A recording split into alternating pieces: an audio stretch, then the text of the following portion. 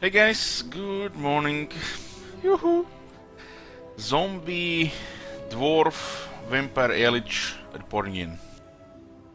I literally woke up 30 minutes ago. Had some chocolate milk and just got coffee. I recited all the provinces of the empire to get my voice going. And here we are. Start of March.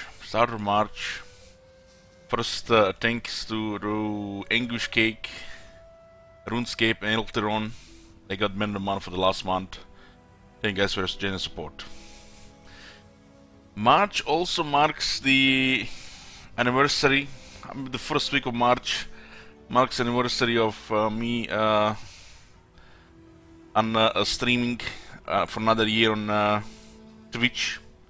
I started 4 years ago. This unknown card game, Spellweaver. It was a good game, but couldn't get the players. When I got burned out on that, a month later I started switching to Rome 2. And a month later, Warhammer 1 was released, and the channel exploded. Been alive for 4 years, every single day. 4 more years, boys. Oh my god.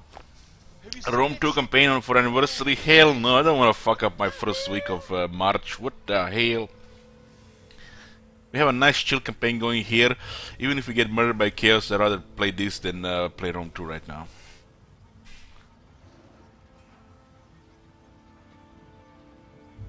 Thank you, Wonderful.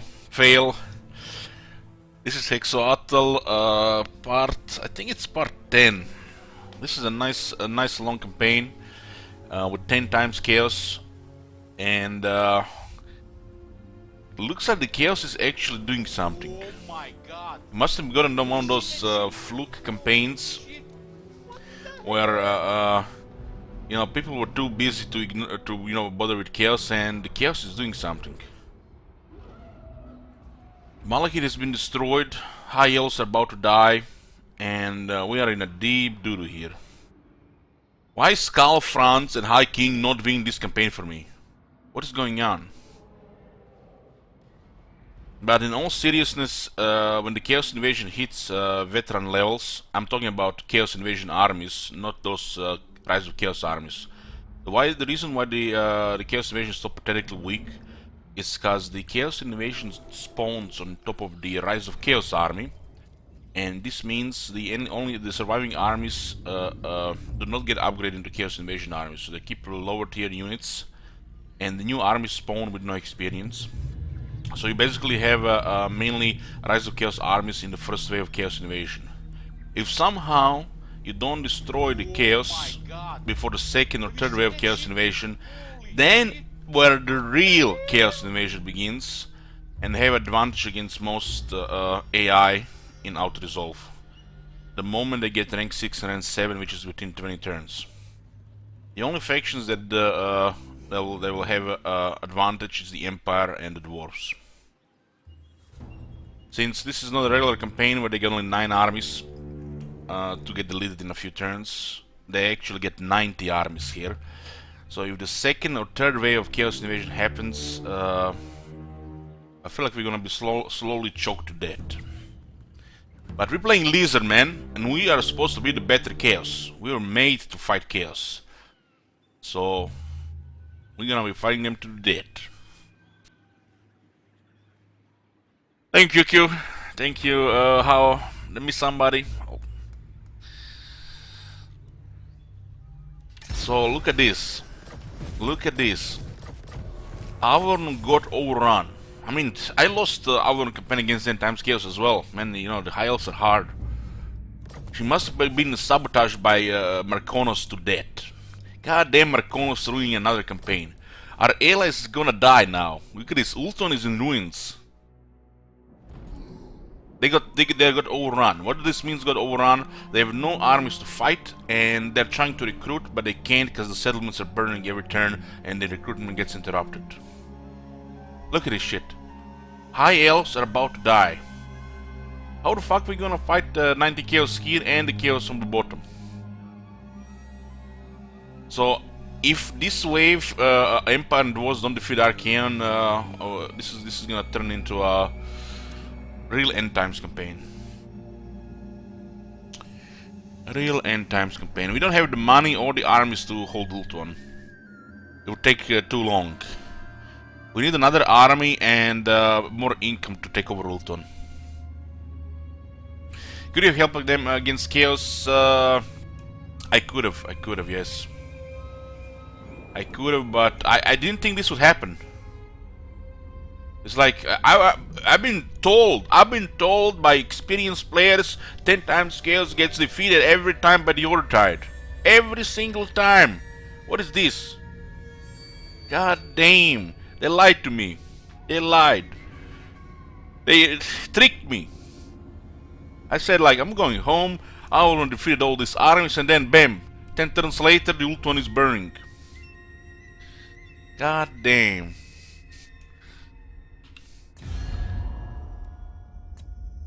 We're rank 8, allied with Itza, Avalon and Hamri. Both Itza and Avalon are about to die. Hamri is doing okay. We had Mazdamundi fortify some of the area here, defeated two of his enemies. We had a nice battle here with Mazdamundi yesterday. And we need to send Mazdamundi to Lastria, because Lastria is about to get fucked 10 times over. By countless numbers of chaos. Numberless. This is how numberless looks like CA, not that shit you put in the game.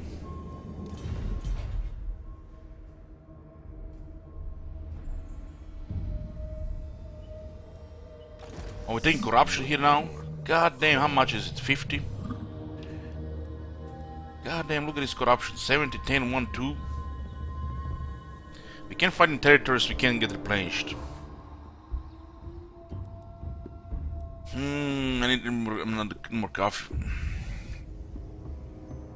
Confed is allowed, Byzantium, just it's not worth it. Why would I confed Itza? They have a capital, I confed the Chaos Destroyer City. Here they offer a buffer, they have city garrison, they just defeated 2 Chaos armies. I confed this and guaranteed lose the settlement. Garrison drops to nothing and it has to replenish for several turns. We cannot afford these armies. At least they have a chance to fight them off for at least another several turns. I had to confed here, guaranteed loss of the city.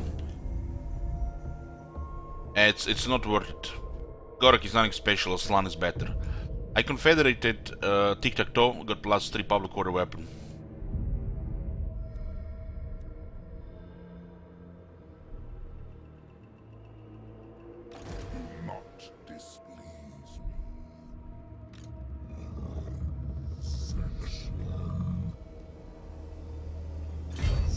We need to hold this area here and try to defend what remains here of High Elves.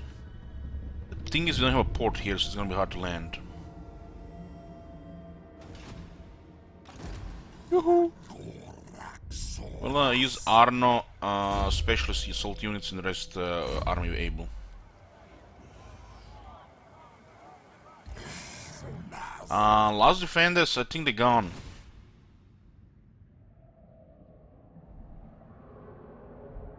We couldn't get here. We had to go back from here, this area. The reason we won't confederate Gorok right now is because he's actually doing something here. If I confederate him here, it's a guarantee this area is gonna get overrun. He might recover here, and if we don't get Gorok, doesn't matter. Yeah, the Slan Lord is just better, anyways. I confederate Itza here, Itza guarantee burns. They're coming from here, here, here, and here.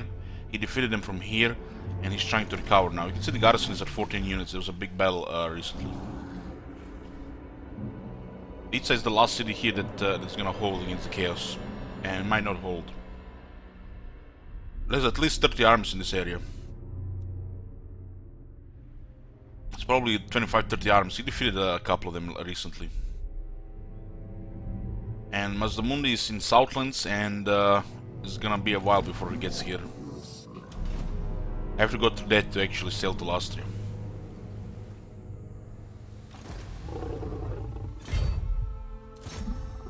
We're gonna be killing Chaos on the way.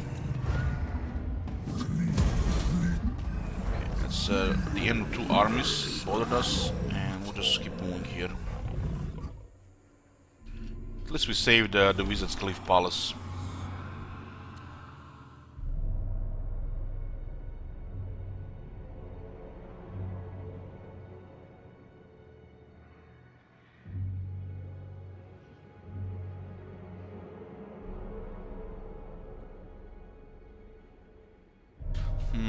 I could get another army, but it will take several turns to recruit. It'll also kill any income I have for building buildings. We do have 3 armies going, and economy is going strong now. If this builds up a little bit further, we're definitely getting a 4th army. We have seen recently that the treasure just got emptied. Emergency garrisons, building in the right climate is just also expensive. Like, this city is gonna burn here. The attack with 2 armies is gonna burn. Sometimes getting a lord and then we can get regiments renown, we might be able to save it. And stuff like this costs 20, 30, 40,000 depending how long the siege lasts.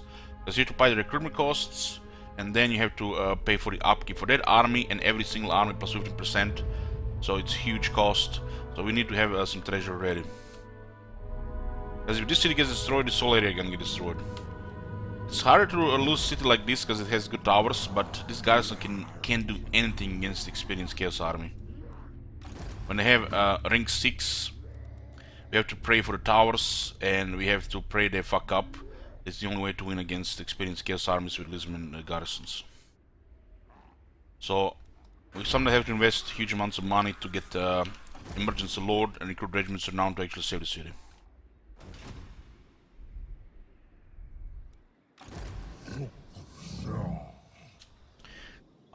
We have to leave this area. We won't be able to replenish here anymore. So the more we fight here, unless we encamp, we don't get any replenishment. Tempt me not. Jesus.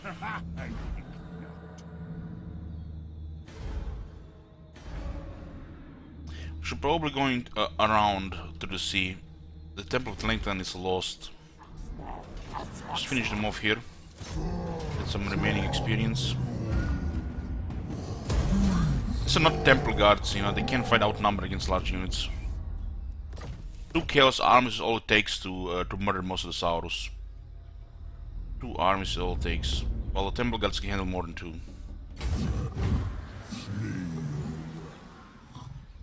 I'm abandoning this region because it's become too corrupted. Meaning we can't replenish outside the city. The city might get besieged, so it's not worth to stay here. Just risking this army here. This is the next area, and this is the next city, and I needed Mazamune here like 5 turns ago. If they get 1 turn closer here, I'm gonna recruit everything I can here. And I'm gonna go Temple Kara and a little bit south, like gonna be like this area here between these cities. This one is not even worth defending anymore. This is just cities corruption here. What does this corruption do? Increase replenishment for the chaos, increase leadership for the chaos, and prevents the replenishment in the area even if we own it if it passes 50%. So we can't keep fighting massive armies and replenish every turn. Hey, Mads Wolf. What happened to Ultron has been destroyed by chaos. Should use a photo of a lot of armies here, but we have to pull back to another region.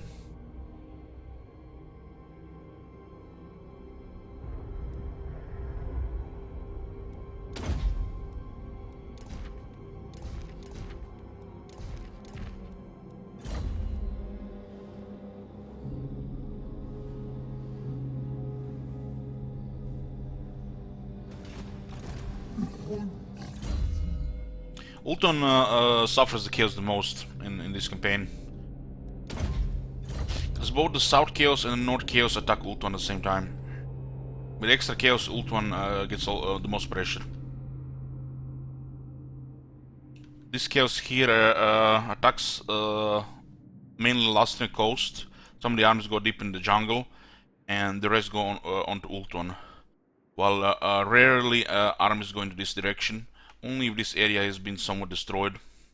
So they rarely go deep here into the jungle with all the armies, so instead they send the remaining armies here and ult one. But only if most of this area has been already raised.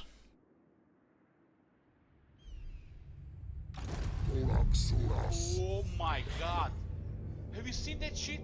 Holy shit. What the hell? Thanks, Froggy.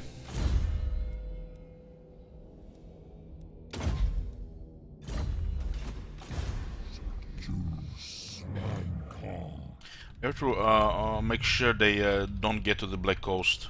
We don't care if the Hexoatl gets raised, but it looks like they've been starting to raise this continent here as well. Clan Nectus can initially fight them off, but when the Chaos Invasion gets high experience, only the Maliki can defeat them.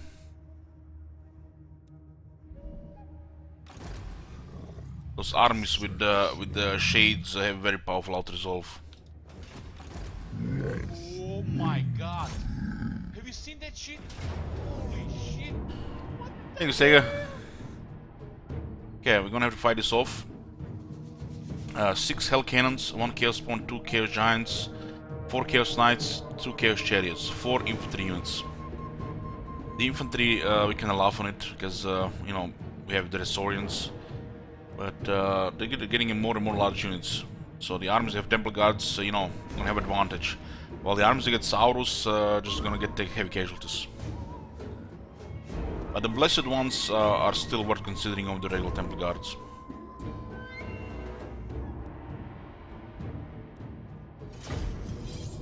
Thank you, Frosty.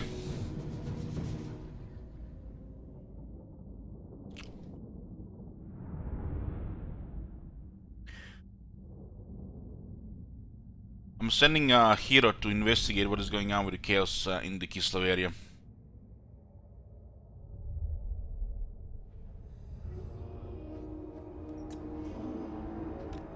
The next wave is gonna be brutal if it happens. That's when the real danger starts.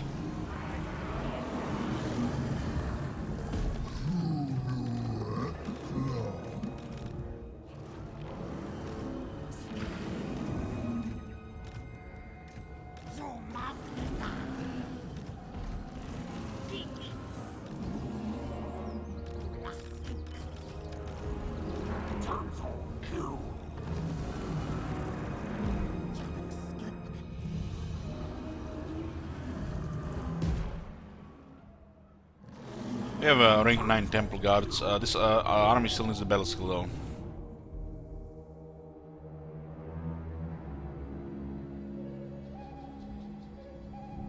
There's so many Hell Cannons, which means they're not gonna move from this area.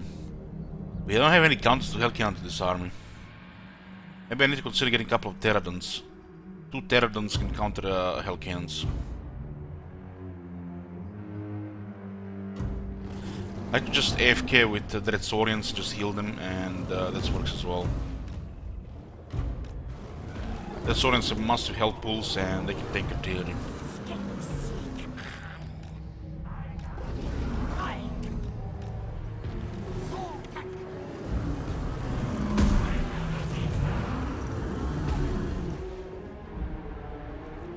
I have a lot of healing in this army.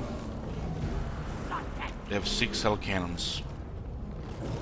I think the best thing to do here is just let them shoot the Dreadsorians.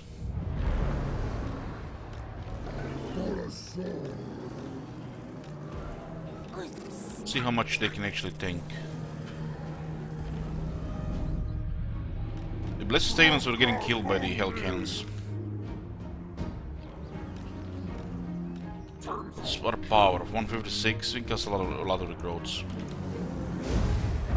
So the enemy is, you know, in the hills in a forest. They don't even see us right now because we are behind that hill. So we send all our single entities here. This is a nice battlefield to fight here. Temple Guards just get wrecked by the Hell Cannons.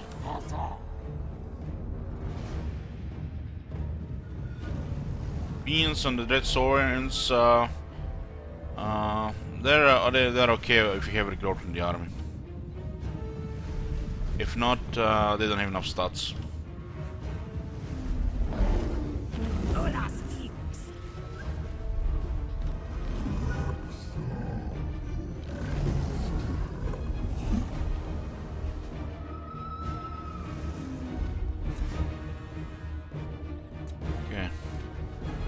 We'll just look at this thick forest. It's like, if there was ever a time to AFK the shots, this is the time.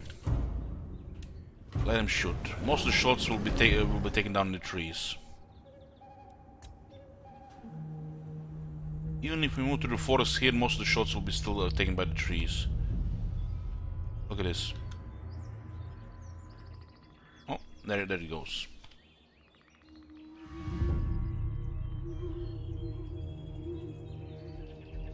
I'll give him the target here. They can fire all they want.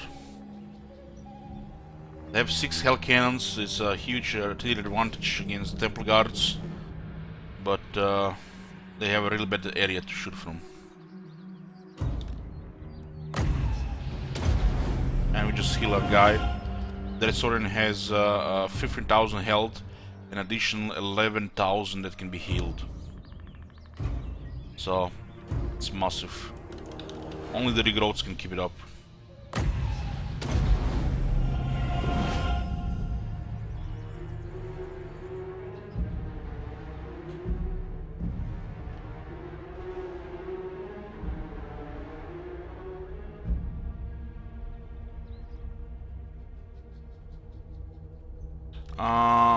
Not in this situation, no. How they change the power costs and how they change stuff because of multiplayer over the time. The only time it's worth to overcast things if it's like you're gonna stop microing the wizard. It's better just a single cast and do the light blooms, because if you overcast you raise the cooldown as well. Like in this case we have massive heal for 3 more power, but the cooldown is also gonna be longer. So unless this unit is under half health, it's not gonna worth casting. Because look at, for example, Earthblood. 4, overcast is 8, duration is 7, duration is 14, but when you cast, every time you cast a spell, you trigger the Life Bloom, which is a small heal for 5 seconds. So two Earthbloods will give you more healing than one overcast, and it costs the same. If the overcast costed 1 less power, it would have been worth it, but you know, then let's not be the dead horse. While the regrowth is worth overcasting if the unit has taken massive damage.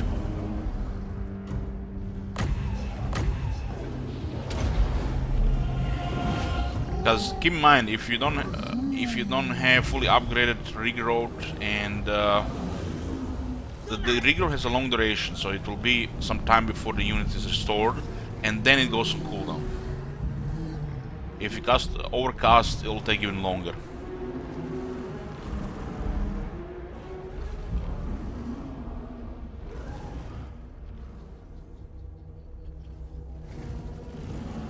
I think we can safely send some stuff to the right side.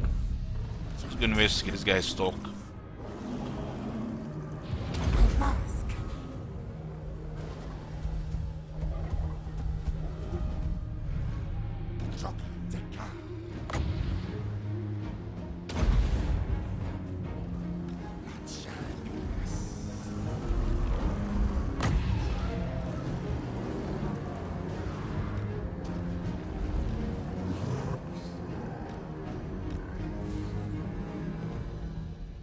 Cash in this battle really doesn't matter, but it kinda is stupid rushing into 6 cell cannons.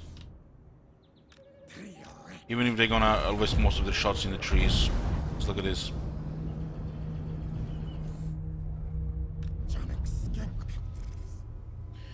We can send one of the Red Saurians here.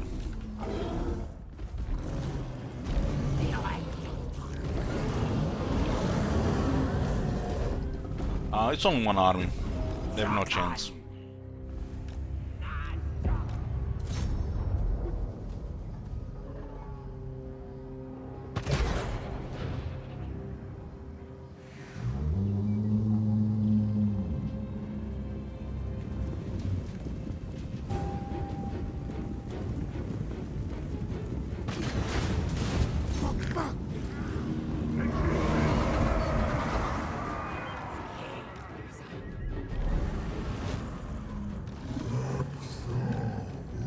All these dinosaurs have penalty in the trees, and the enemy also has a lot of large units deployed in trees.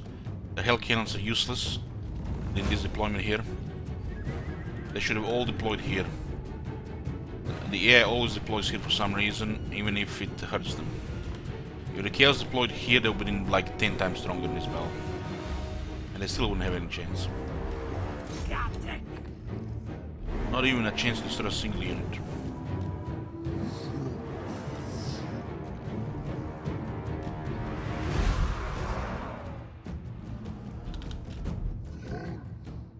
We should be fighting here, so we don't give them water advantage here. The Temple Guards will lose some buffs in the water, movement and attack.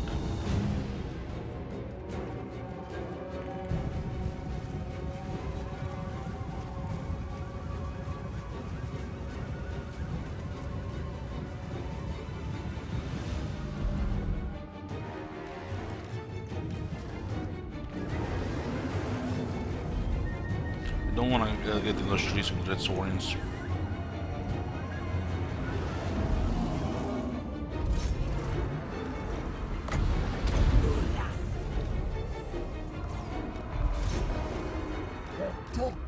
The Carnosaurus against the left Chaos Knights. See what the giant can do with the red saurian around.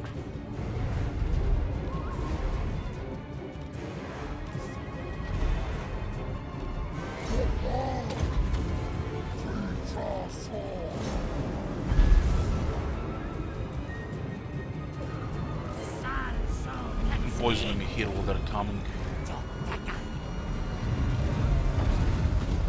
When you get the Saurian battle skill for extra damage and attack with the technology for the attack, they actually do consistent very high damage.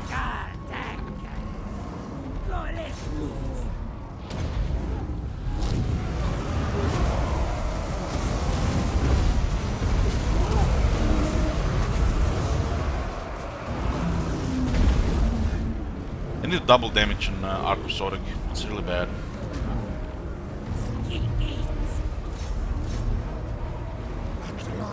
Giant can do massive damage on the dinosaurs, especially if it's not getting targeted directly. Get some resistance here.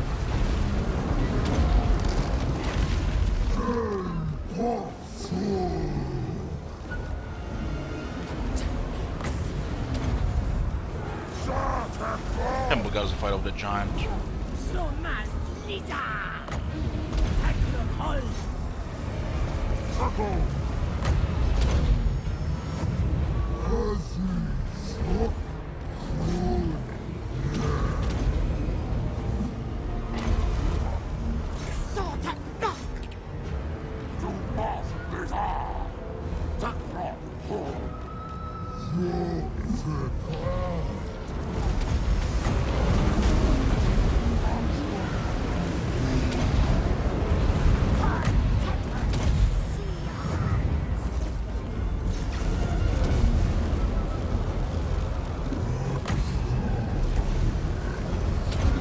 We're just a better malefaction because they have healing.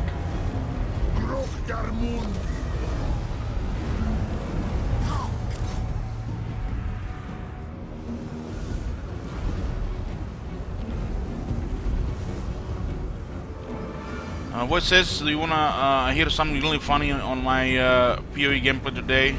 Was doing Uber Lab on my Slayer to get Reflect immunity and died in its Saros Reflection Commander in Hardcore. Just before you got your Reflect immunity, huh? Well, I have a funny story as well. I was doing a Ciri, and I've not recommended Ciri with a ground slam because it can hit the mirror several times. Ended up just dying 6 times to that phase without realizing I was hitting the mirror with a ground slam. That character, Berserker, for the Ciri with that thing is not even gonna work properly. I feel like you just need a proper character for the Ciri to get her stuff done.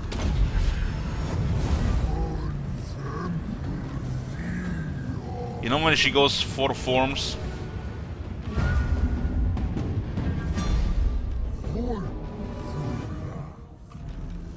I just hit her once and I'm dead. And she's already doing such massive damage that nearly one-shots me every time without even the reflect.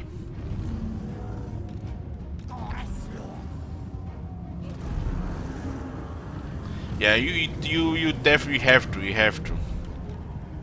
switch, but without the extra fire resist and being a berserker taking additional damage, it's not a really good let's say the character has ungodly amount of damage where you just click and she's down every time. Even for a level 70 Ciri, she's still doing massive damage. No, it doesn't have massive use. This unit do not use it. We just confirmed that it's a bad unit. This thing should be doing double damage, maybe even slightly bigger radius. This is a bad unit. Very poorly designed and balanced. There's like no sense taking this unit over other viable options. While the Revivification Crystal is almost good enough to have a spot in the army. Almost. It should be either lower cooldown or bigger range and more duration.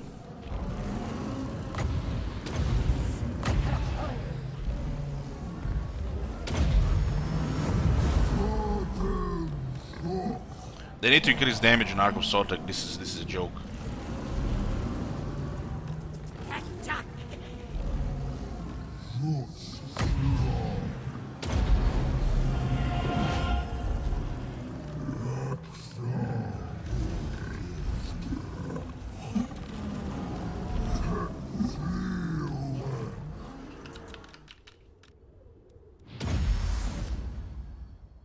Full whole years.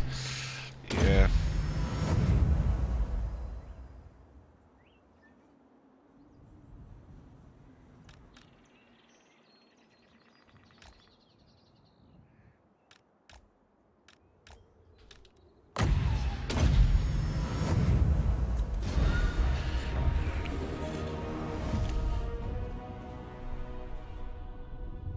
We need Pterodons in this army. Pterodons counter hell cannons. You know, sometimes in the open field we're gonna struggle against 6 hell cannons. I guess we can just tank them with Dreadsaurians, you know, that's like the only play against hell cannons. I mean, that's fine. Just tank them with Dreadsaurians. We don't have to get Pterodons. Dreadsaurians just tank the hell cannons. The hell cannons don't have enough damage to kill the Dreadsaurians. We have enough health to heal, enough power, and I guess just tank the damage. That's gonna be the counter to hell cannons for Dreadsaurians tanking.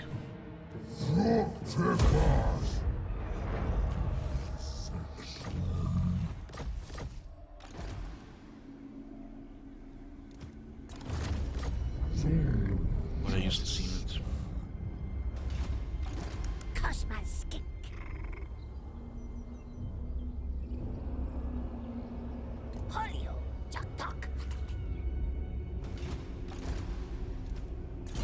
We need the battle skills here. Get the Sacred Guardian, and then we'll get a Hunt Leader.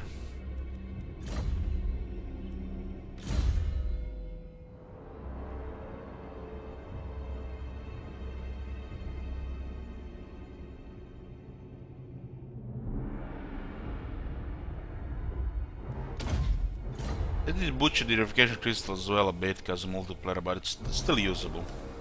It's not even worth considering. Because there are better options. Just regular Stegadon is way better than Revivification Crystal or any of the Bastiladons. Even if you just put a Stegadon on the side to AFK it shoot with artillery without even giving any input, it's still gonna be better than any Bastiladon. Except maybe Solar Engine. The Solar Engine is the best Bastiladon. Because you can get some nice shots if you micro it, and the debuff is huge. This is the best Bastiladon. This one is worth using for the flavor. The Solar Engine. 1 or 2 Solar Engines could go into the army for fun, and they will work.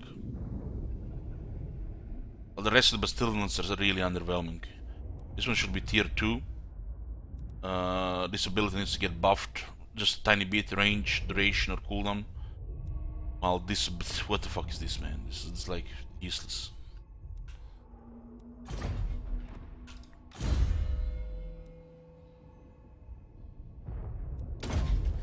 You might think, you know, Bastilion's a dinosaur, you know. You know, a dinosaur gonna do shit, right? It's gonna attack and it's gonna use big body.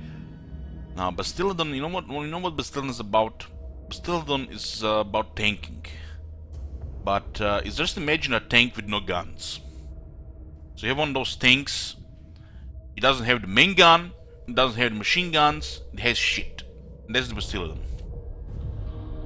So it's a tank where they forgot to put guns on. It's still a big tank, armored, health. It's scary, but it doesn't have any guns. Well, you have this, you know, light tank here. It actually has a gun and it can shoot stuff like the solar engine. Well, the Stegodon is a tank, you know, like a medium tank with guns. But for Bastillodons, they just forgot to put guns on. It's no attack, no damage. Most of the splash misses, it has no damage. I've seen Bastillodon attack 6 times in a row. 6 times doing 0 damage on infantry. 0. 22 melee attack, even with bonus against infantry, against any units with above average melee defense plus experience plus legendary AI will do 8% hit chance every single time almost. And it's like minimal chance to hit. It's probably gonna be between 8 and 20% chance to hit. So if you take into account knockback, non-existing hit chance, and vigor, literally tank where they forgot to put guns on it. So being a tier 3 is a joke. They should make a tier 2 building. Just get a beast layer tier 2 version, or just put in tier 2, and Feral Bastillon should be a tier 2 unit. Heck, it should come with a tier 1 garrison pretty much. But then again, tier 1 unit with terror, you know, the AI would abuse it like shit. Lowest chance to hit is 8%. I'm pretty sure it's 8%. It got lowered to make the battles longer compared to Warhammer 1. Basic chance used to be 40, but they lowered to 35. And that's how they made Warhammer 2 have better battles than any historical war before, because they actually cared to make the battles more tactical and longer. But this is kind of screwy unless you have a very good attackers, because if you ever try to hit Chosen 75 melee defense, even the Blessed Saurus warriors can't do shit, you know, to hit that.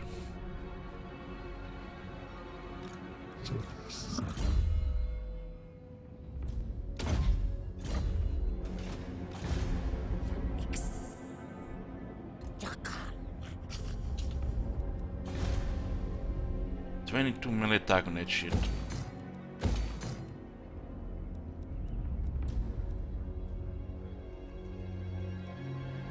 Hey, Fern.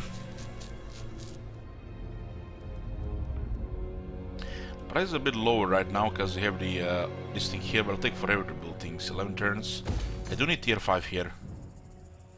Now that there's an army in the area, we can build this. It's really expensive, but it'll be worth it.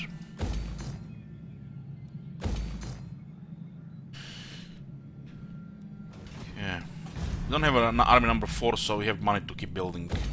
And we do have quite a bit of regions, 38, so it takes a lot of money to build up.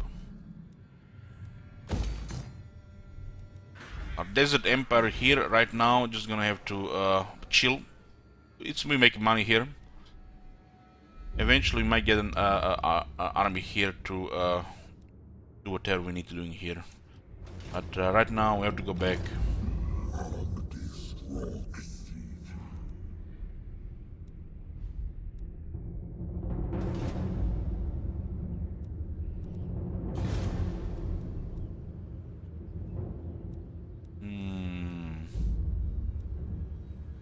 This place will have 2 luxury slots on.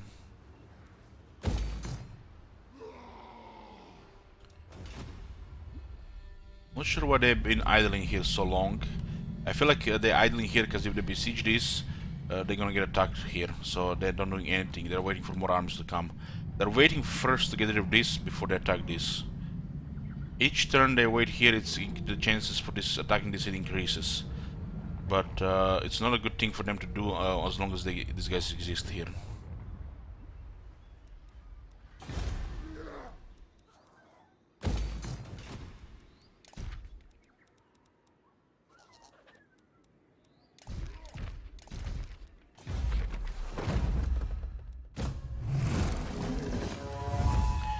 rank can we recruit slums right now? A new slum will be recruited at the rank 20. And we're making more pulls, so it's gonna be 26 in a few turns.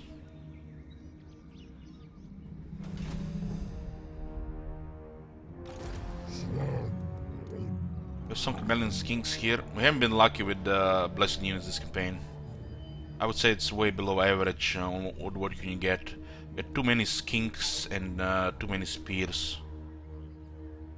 Haven't gotten a single blessed horn one. And we barely got any warriors really. And this is supposed to be the common one.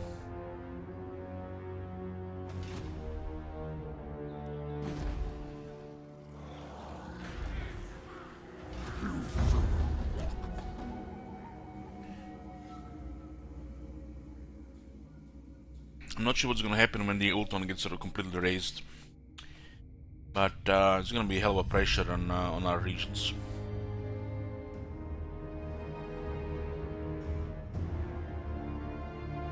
The best thing that can happen right now, Raikkonen and Karazakarak defeat Warriors of Chaos. There's a chance for this happening, but it's not very high. Because if they do that, the new Chaos Waves will stop. And the real dangerous Chaos Waves are the next two. The next two are the real dangerous ones.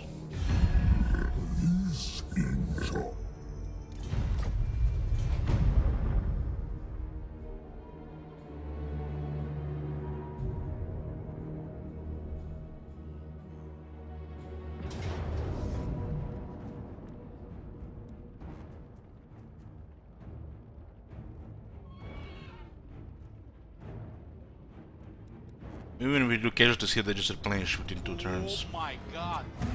Have you seen that shit? Holy shit. If we had a good chance to destroy the Hell Cannons, I would have taken it.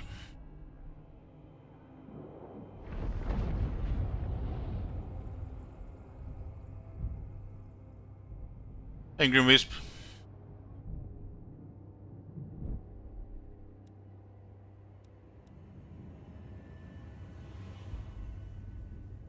Sometimes you get the blessed quests to finish within 5 turns, which are not possible to finish within 5 turns.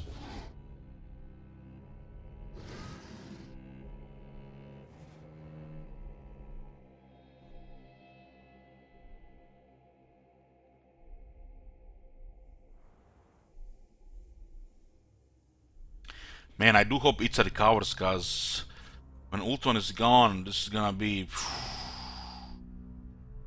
I'm not even exaggerating. This is fucked up. Our garrisons are shit. If I had my dwarf garrisons, I would like just bring the chaos on. We'll shoot all the Vazaks. But we have shit garrisons. Outside the capitals, our cities are useless. They just delay them for a few turns, and not even that sometimes.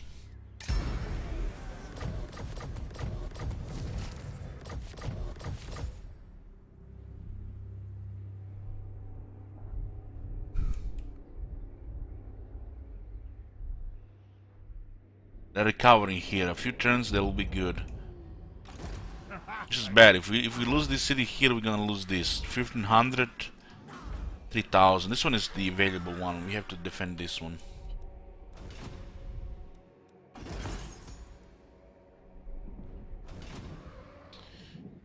Can't believe it, boys. They done it. They raised Ultron. Look at this.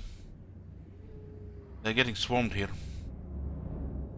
And I can't get there with Pepe. The moment I go into water, we get attacked by 4 armies.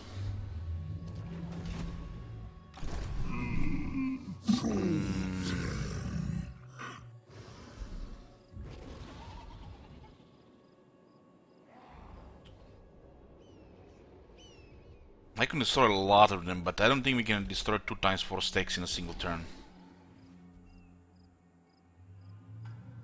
Then we still have to cross the sea.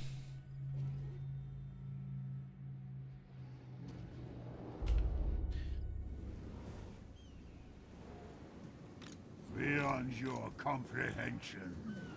No!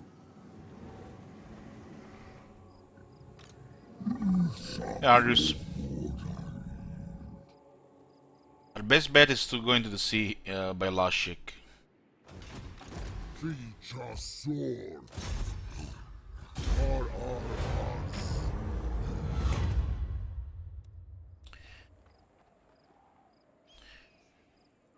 1, 4, 2.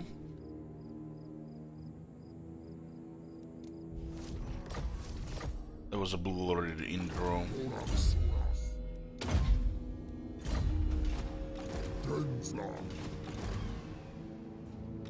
Never. We cannot even replenish. I mean, this is a real fucked up situation here. We have to get across to save the provinces, but we can't. They're blocking us here. Hexoatl.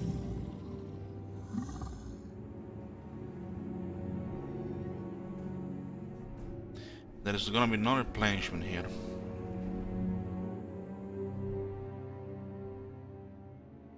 Submit to your king. Oh my god. Have you seen that shit? I think it's gotta shake. What the hell? Attend your king, slaves. Can't get into water here because of all the cliffs. The only way we can get into water is around Lashik. And we still have to destroy Chaos armies just to get there.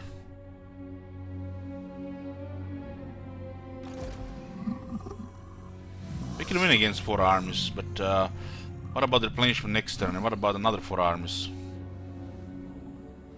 That's nonsense considering to attack this. There's no replenishment in follow-up, and then we just get grinded down. Even if we win the next 3 battles, get poke battles, the army will still get destroyed in the end.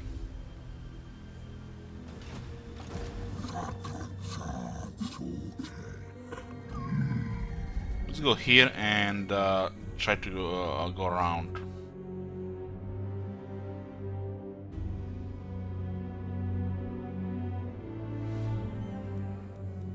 I don't think we should be wasting any movement here. Cease beyond your comprehension. There might be another army here, so I don't want to get attacked by 3 in a march stance. So we'll just make this approach here like this. We'll get to last. It's gonna take some time though. I mean, helping destroy armies here also helps Setter to recover faster.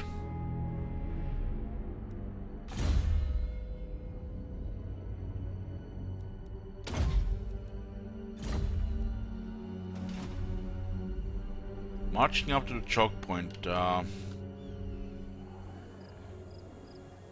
there's a river here. I thought it was a border. I forgot the river gets red. Yeah, that's good, that's good.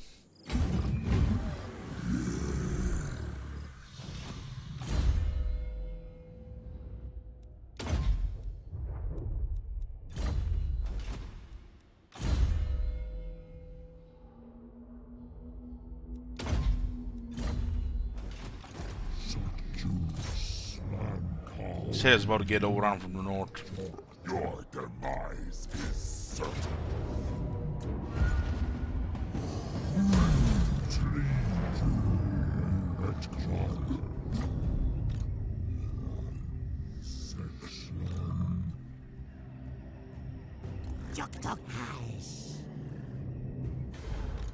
I mean, these guys could still keep them busy for a bit.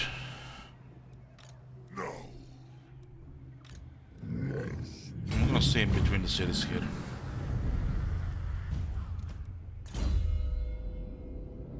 Thank you, fel gangs.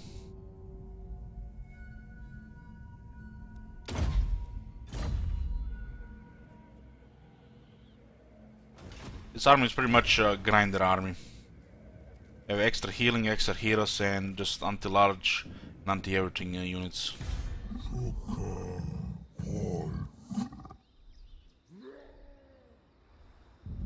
Asinine mortal. We have to go to Temple of Kara and go south.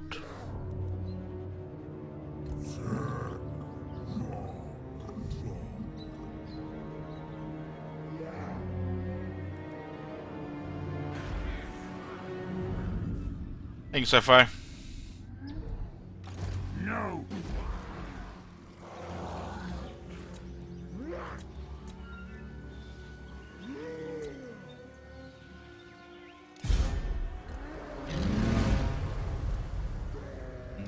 this is gonna be too costly here. All the hulls have the income just recruiting him. But I have to buy a few turns here.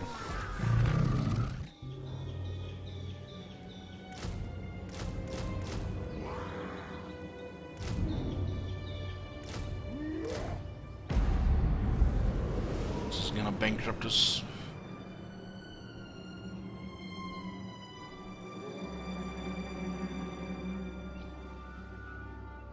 No.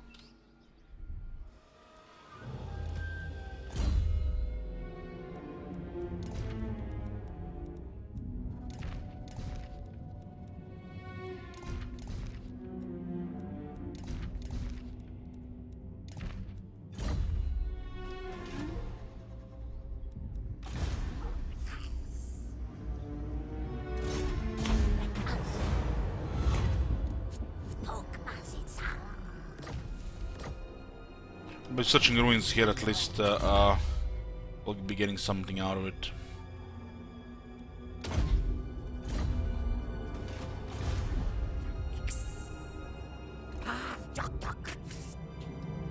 The Empire.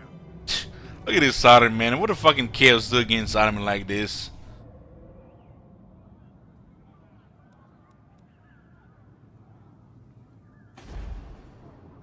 I am Prince and Emperor. Shut up, Carl. It's not your turn yet.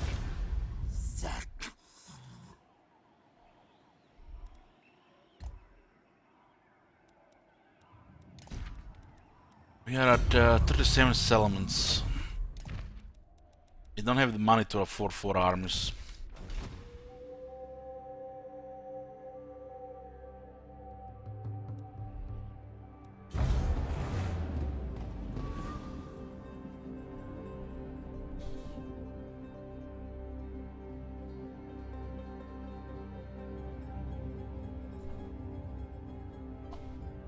As long as we keep fighting, we'll get some money. But that money just goes away when we need to get an emergency garrison. Emergency garrison just doesn't even guarantee a win. They could reinforce with additional army.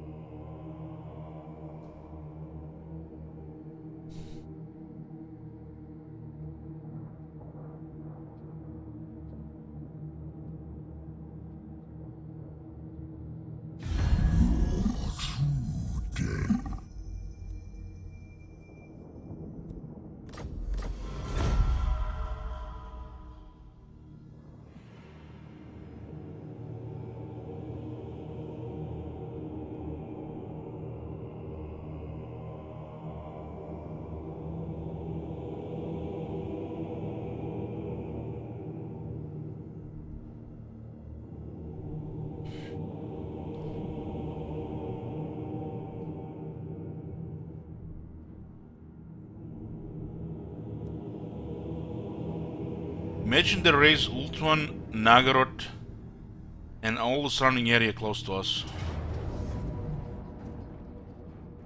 Well, they didn't even wait for the siege equipment here. So they were waiting for that third army. There's no fucking way we can kill the Chosen with this shit. It's impossible. Let's see what the towers can do here.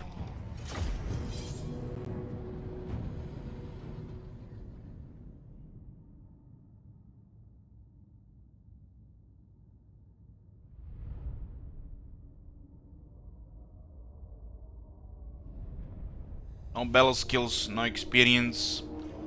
And we get the greenskin towers. Oh my god, greenskin towers! Not even lizardman towers! Fucking hell, this is a dwarf city, give me cannons at least. Oh my god. Fucking shit throwers.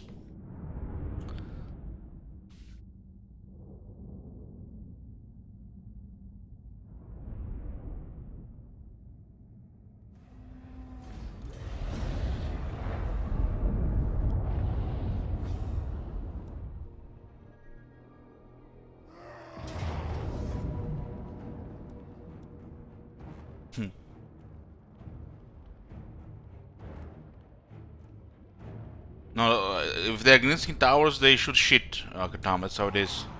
For some reason, the devs have made that city a green skin city.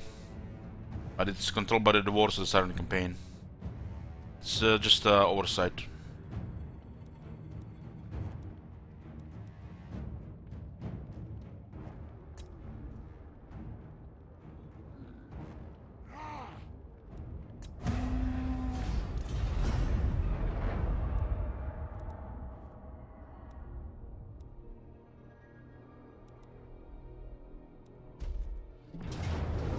This does look okay.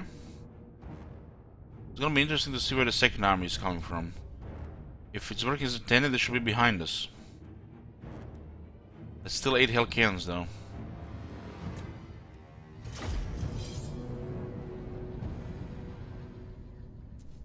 Only the lizard towers can shoot lasers. If you have a greenskin tower, they should shit. If dwarves capture a greenskin stronghold, they're not gonna shoot cannons when they build up tier 5 towers. No. They'll be shooting greenskin towers. The CA convenience, you know, for that case. But some of the cities on the map, they started in the control of the dwarves, but for some reason they forgot to put dwarf walls on the cities. Instead they used greenskin walls. I think the main examples of this are the Spinosauric dwarves and the Greybeard prospectors. Oh, nice! Oh, nice! Look at this, they're coming from the other side. Hey, Lord Drago. This is a very nice area for artillery. I mean, look at this. Look at this artillery area here. But those hell cannons gonna make me cry here. You wanna see a proof that? What the fuck you been doing for all these years, Sakatama? This is not the first time we encountered this or see this or show this. Not the first time.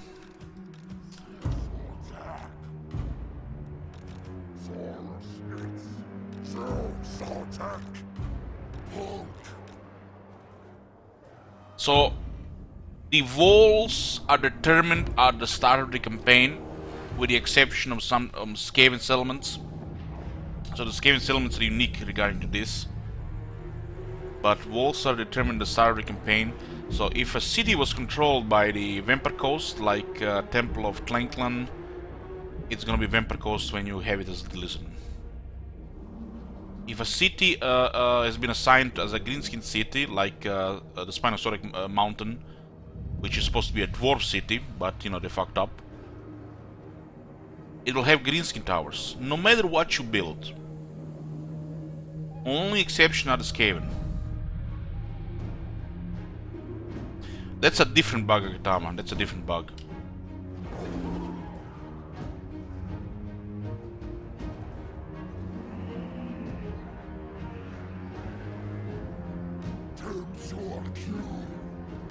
El Norska doesn't change the walls, Kenobi. Doesn't change the walls. Because they don't have walls. Not really.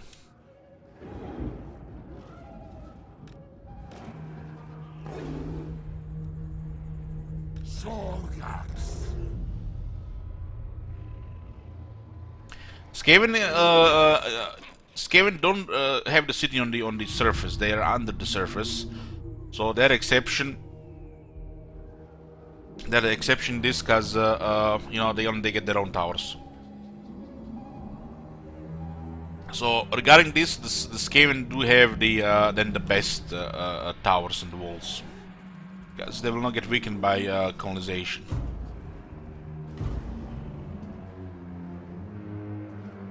Everyone skip.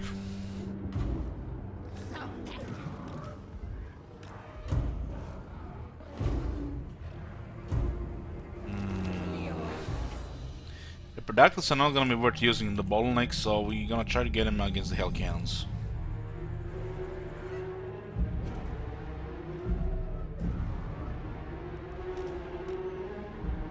These guys can snipe Hell Cannons, but we have to might need to get a little bit closer. Totally expect Temple Guard to take heavy damage here.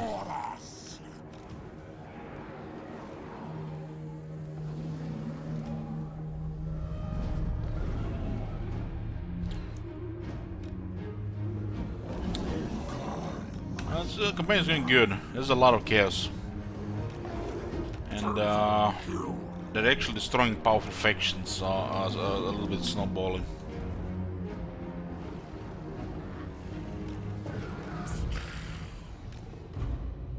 The Blessed Temple are better than regular. They're just better than regular, yeah.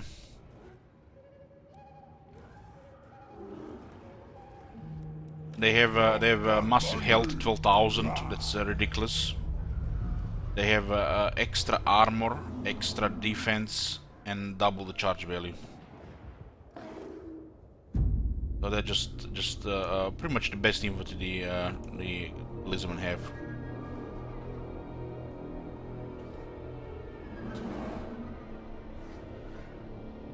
They're just so rare to unlock.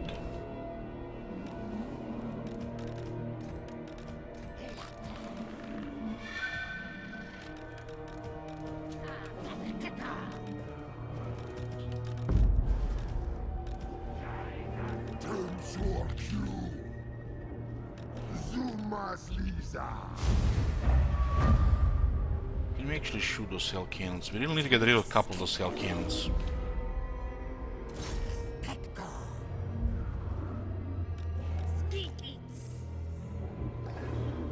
Some stats seem lower, it's because they don't have the veterans above.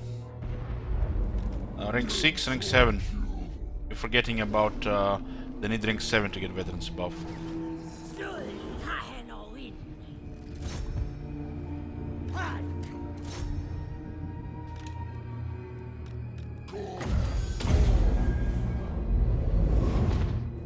I guess everybody has certain productives around.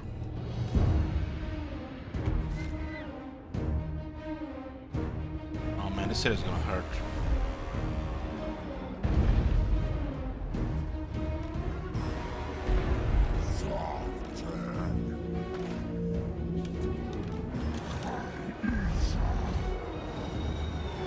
The Hell on Him is almost gone.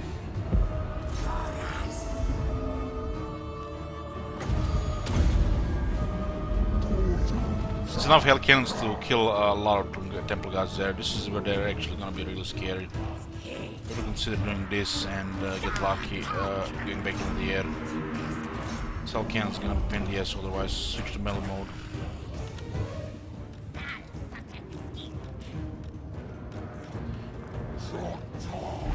Hell cannon is the chaos most dangerous unit.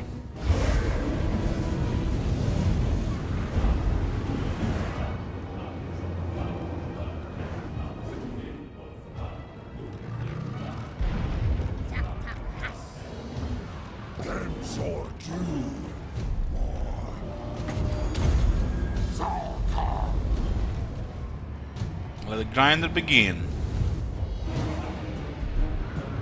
Yeah, they don't have the Chaos Knights in the back to defend the artillery anymore. I think we are actually not in a territory we can get replenishment, so we're gonna get seriously diminished here.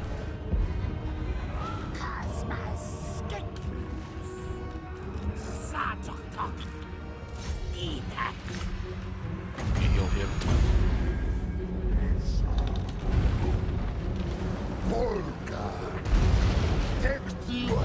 Best thing we can do against the Chaos when this is a massive grinder going on, just lower their attack with everything we have.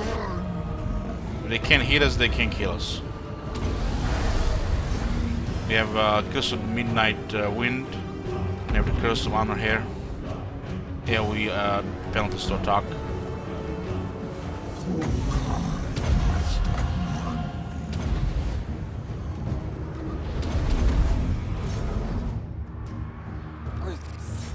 The product is just murdering that chariot.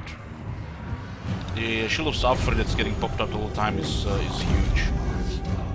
The whole army gets ward save when Mazdamuni casts a spell.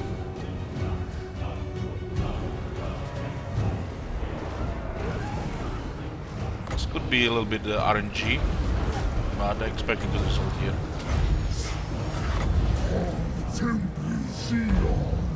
If they go here, it's massive. If they miss, it's bad.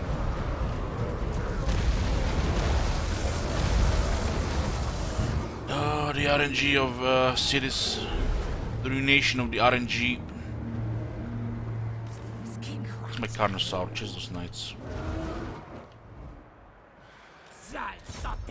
Okay, the Reproductives have done a good job. Now we can send him to help. How much power can we get here? Give me the orbital laser. Here. This area is getting really bad right now. Best thing to do is just keep debuffing their attack. If they can't hit us, they won't be able to do any damage here. We'll overcast this one for long duration. So we put our units to very low attack. Look at the Chosen with 10 melee attack. Giant that has massive attack is down to 39.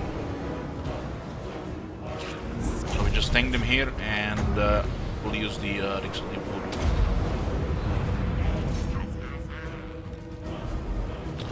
This guy's stuck in the halberd zone.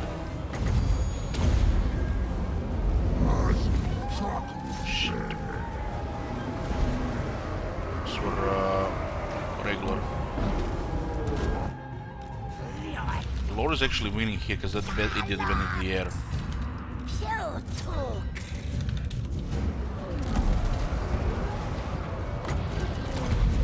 So whenever the croc would have been quite nice.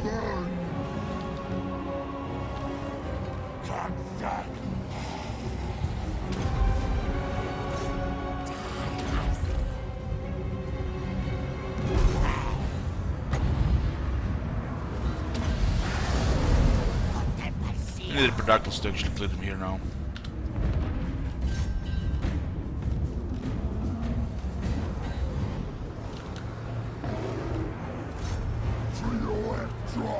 Oh, two Chaos Knights running around.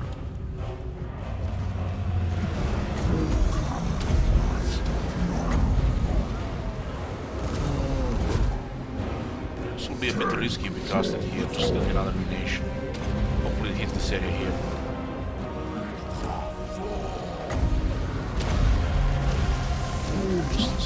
Useless.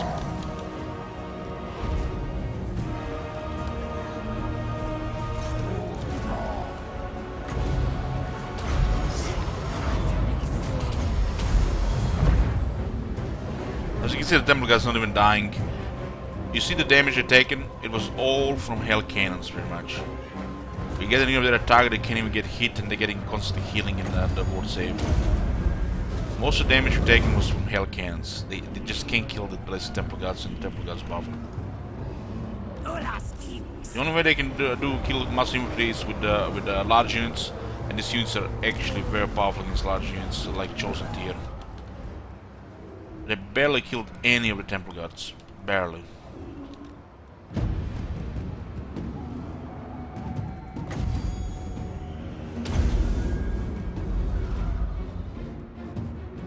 So, Grinder here, just debuff them, they can't do shit, they're slowly getting killed, and we win in the end, guaranteed.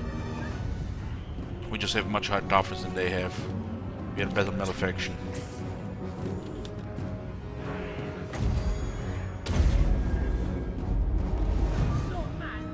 Not even a single ruination hit there, could have been massive though. So debuff their attack, and look at them do nothing. Only the Hell Cannon will do damage. Well, the Saurus actually gets slaughtered by those large units.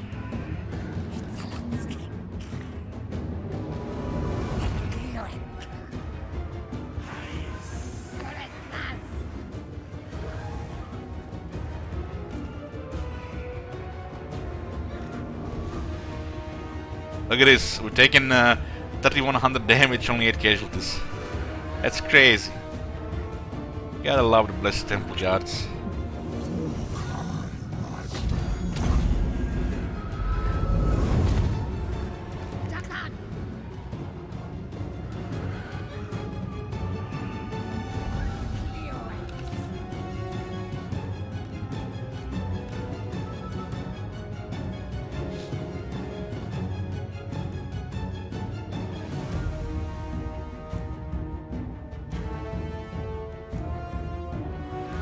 Yeah, I've seen that before, Booker. We usually see stuff like this against Tombswarm. Because it'll do damage to the combatants before it's killing them. Headache, bro.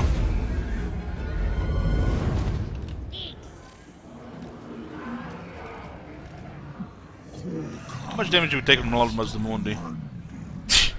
We're taking barely any damage.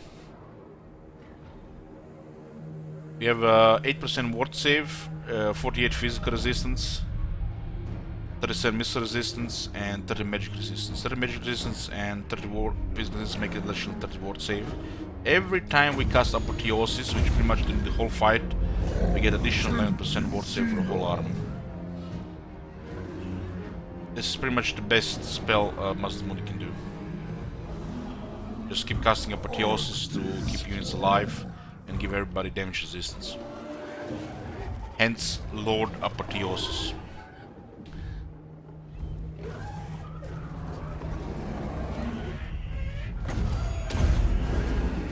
It's not a very strong heal. Not terrible either. It's certainly cheap, 3 power.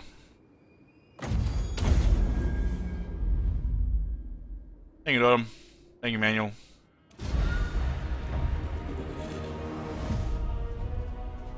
Keep in mind, the whole army except Blessed Aegonons had low vigor here.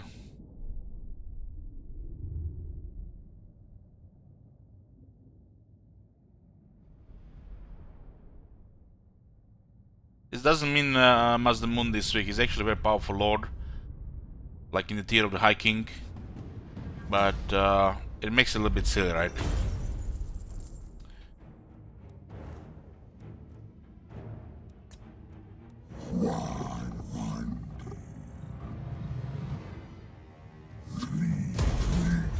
Thank you, turn. Thank you, guys.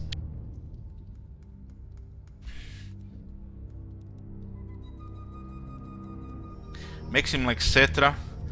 He's more similar to Cetra, but when I was making my top list, Mazdamundi lost his spot to the High King.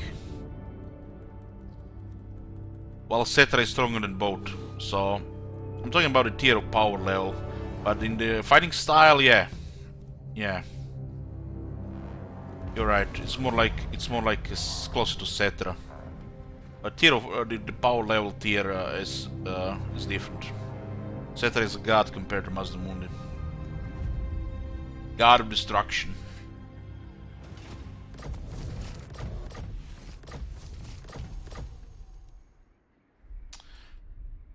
Thanks, Sam. 3,000 income positive here. Now let's call it on that list now. Numero uno. Melee expert and duelist. Mazdamundi is almost in top 5 melee experts. Almost.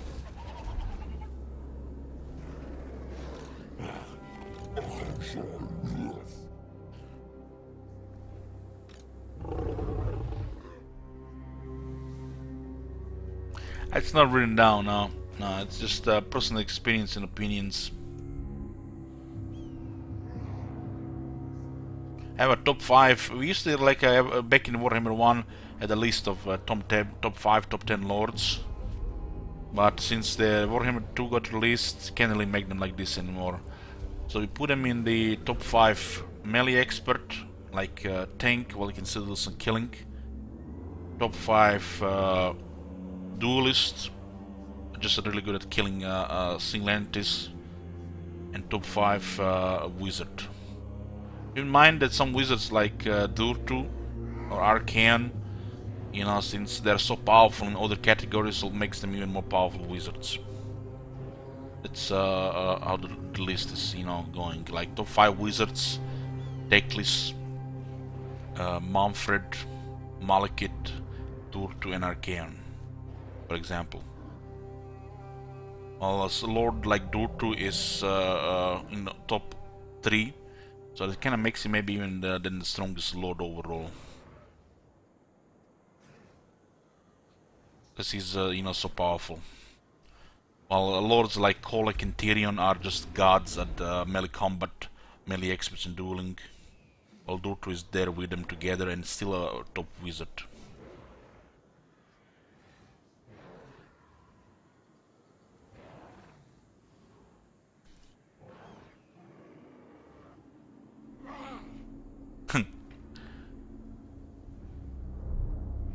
What about Tyrion? He's the second best my duelist and God. melee expert. Have you seen that shit?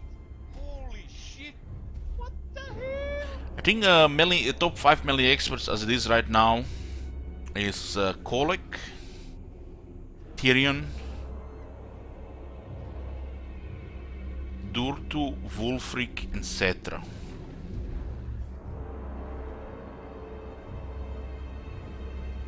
On the 6th spot, there's so many of them.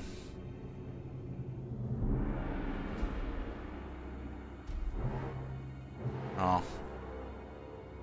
Lewin is very powerful, same with Karl Franz, but they're not in top 5.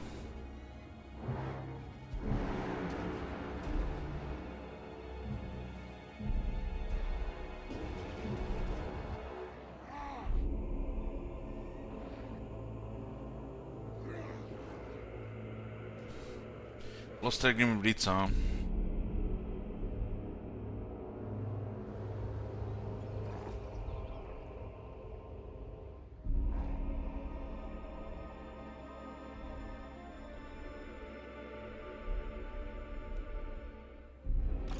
I think the dueling, the top duelers list have to be a little bit considered on the spot 4 and 5, but the 3 spots are the same: Kolek, Tyrion, and Durtu. Spot 4 and 5 is open to debate, I feel like, for me.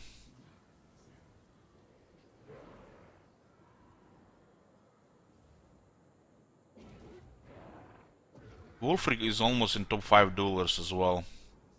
I think it's fair to put Wulfric on 5th spot. Oh Top my 5 God. duelists. Have you seen that shit? Holy shit! What the hell?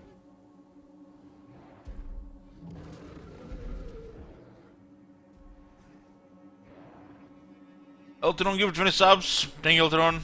Yoo-hoo. It's hard to say who to put on the 4th spot. Oh my I feel like God. Krogar should be on the 4th Have you spot. seen that shit? Holy shit! What the On the 5th hell? spot.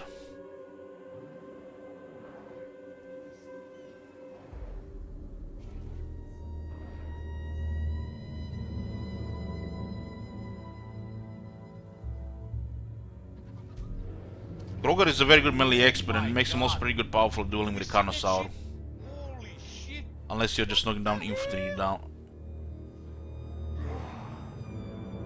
I mean, the dueling list has been power kept like crazy with because of some couple of things. This pretty much, guys, consider this is not even counting the sword. This is without counting the Sword of Cain. With the, you don't even have to put Sword of Cain in this consideration. Have you seen that shit? Holy shit! What the So yeah, I think it's like that. We have top 5 wizards: Teclis, Manfred, Malekith, Durtu, and Archaon. Top 5 melee experts: Kolek, Tyrion, Durtu, Wulfric, and Cetra. God. Have you seen that shit? And then top 5 duelists: Kolek, Tyrion, Durtu, Wulfric, and Krogar. Keep in mind, if the Lord excel in other category, puts them higher in even in their own category. Oh my In the case of God. Archaon and Have you seen Durtu. that shit? Holy shit! What the hell?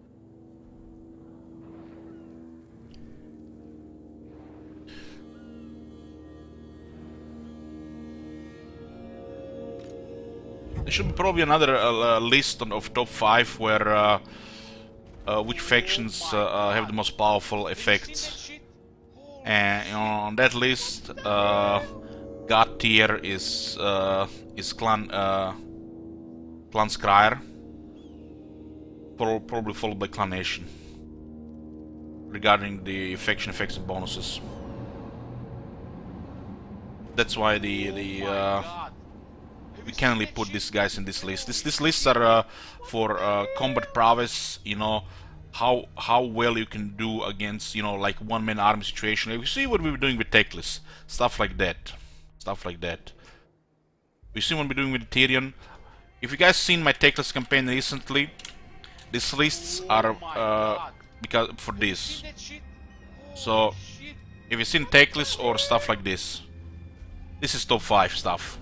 So top 5 duelists, melee experts, and wizards to to do stuff like this, or stuff what we did with Techless, for example.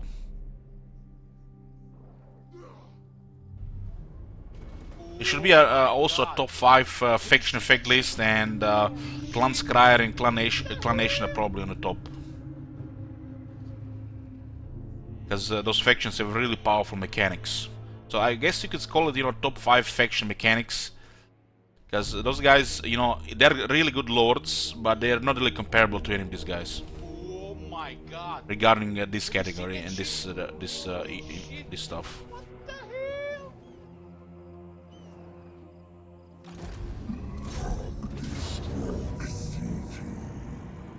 So they were starting to recruit new stuff here. Clan Scryer probably number 1, Clan Nation number 2, Oh my god. and after that, Have you seen that shit? Holy really hard to shit. say. What the hell? I feel like Cult of Sotic should be also on this list. I'm not sure on which spot. I'm not sure if it's on rank 3. But Clan Scryer and Clan Nation definitely top 2 on top 5 faction top 5 factions regarding bonuses, their mechanics.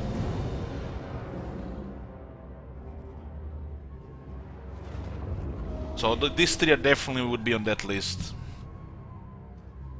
The Skaven have ridiculous faction mechanics, and it's just a super power creep compared to any other faction in the game, because they got updated most recently. A lot of factions just pale in comparison to Skaven faction mechanics, like Clan Scryer or Clan Nation, for example. Oh my god. Have you seen Yeah, more that talking shit? about DJ Falafel. We're talking more about faction mechanics, not really faction the bonuses, like the laboratory with Clan Scryer, the nuke, for example. Clan Nation, their mechanic with the missions.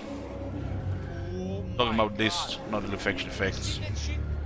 Alitanar is probably there with the ambush as well. The Skaven have the ambush mechanics as well, so yeah, they're definitely top 2 Clan Scryer, Clan Nation. Nagarite probably would go fit on this list with Kalosotic as Oh well. my god. Have you seen that shit? Holy shit. What the hell? We'll put some more thought into this before deciding top 5 faction mechanics. What makes them, you know, really powerful factions. Oh my god. Have you seen that shit? Holy shit. What the hell? Hell cannons are in the back, so we'll let the infantry just move here, and then we send reproductors to clear them.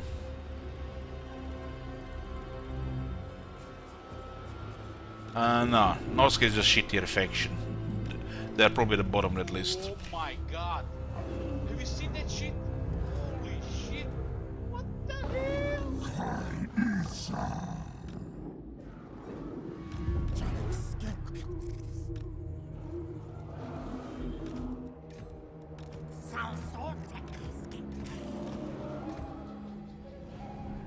Oh my god.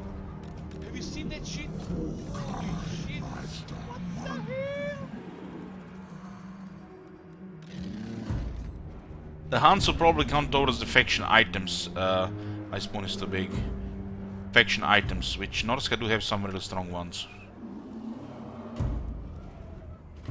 Oh my god. But look at what Cetra gets with his crafting.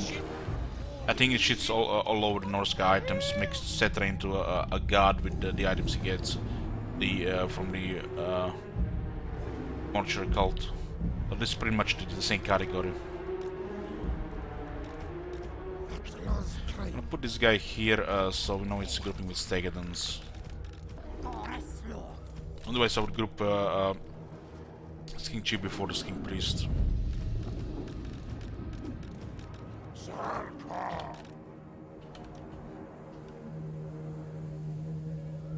All this is, you know, this is cool to, you know, talk about some of this stuff, you know, but, you know, this stuff is, you know, personal experience and opinions, you know.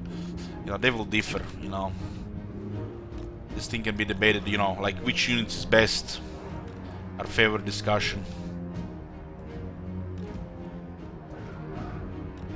But if you guys have any questions regarding this, you know, this type of talks, argues, you know, depending, you know, what faction have strongest and top 5 in something, we can always talk about stuff like this.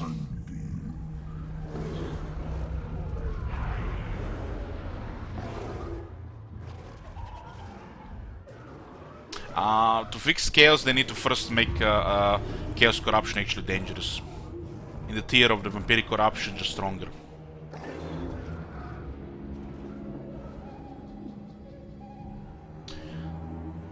I like Dawn of War in the, like 2 decades ago. I love Warhammer 4000, just the games have been terrible, really. It's like, initially I didn't even enjoy Dawn of War 3, but there was a big cloud of poo and negativity that just, you know, ruined all the fun and everybody stopped playing it. I did have the fun playing Dawn of War 3 and that the whole day we played it. But the so much negativity just ruined the game.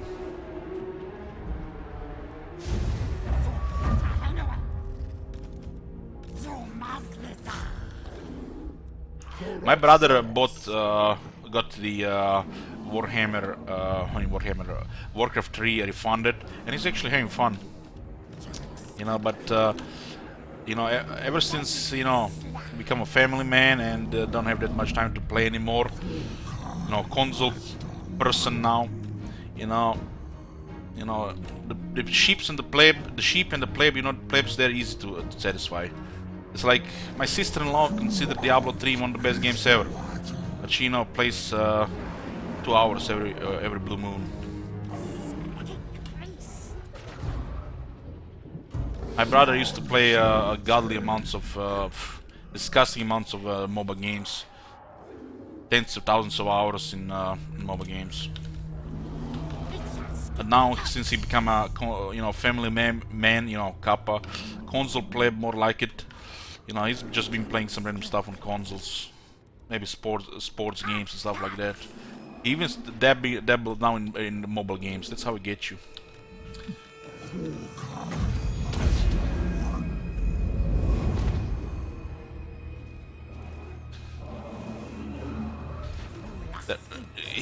His friends are all in mobile games. It's like when they think about starting a campaign in Total War or playing a game like Path of Exile, they just like they don't have the time. They don't even want to try it, even if it's gonna be like, you know, if they really have free time, but it's, you know, like maybe like 3-4 hours a day.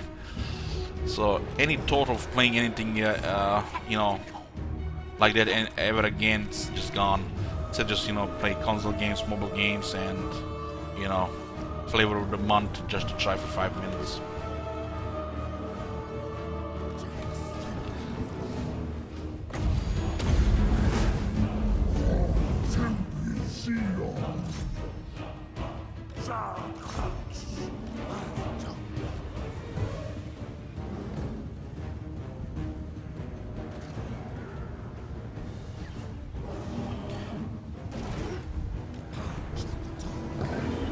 My brother played only on Legendary.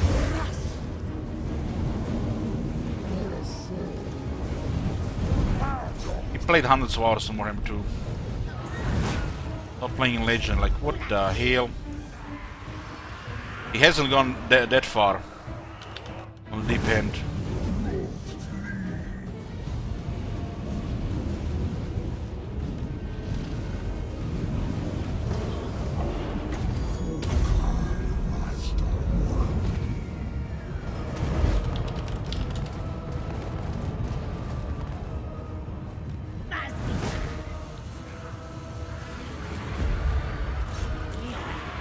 That's bad. Should have just pinned the other two as well.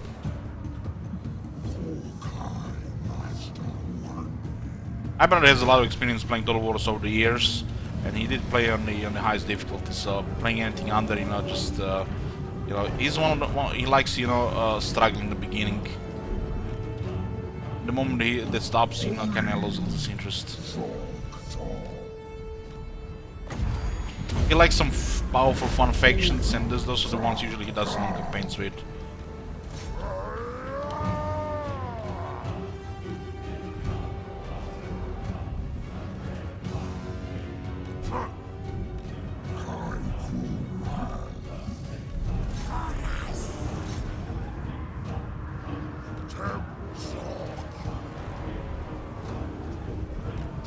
How come my brother doesn't stream? Because streaming is easy, right? Just, you know, play game and get money. Only as a job and other exhausting obligations. Streaming it takes a ridiculous amount of energy out of you.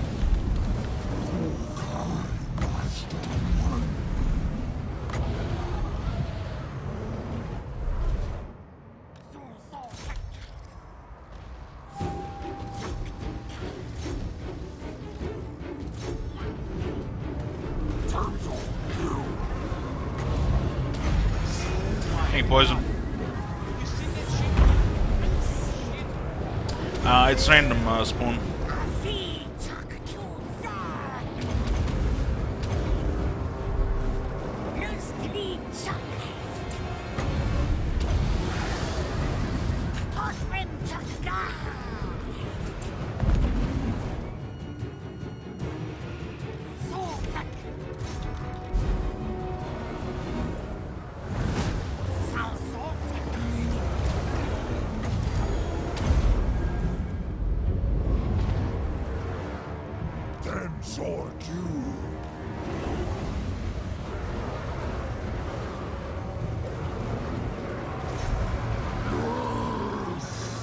Look at the terrified Chosen. God damn. Chosen get terrified by blocks that black orcs are immune to psychology. What the fuck is this shit?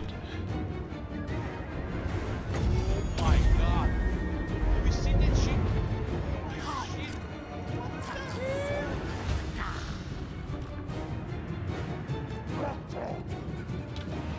What the fuck, CA? Where them unbreakable Chosen? Where the fuck is technology to make the fucking Chosen unbreakable fight to the death? What the fuck is this joke here?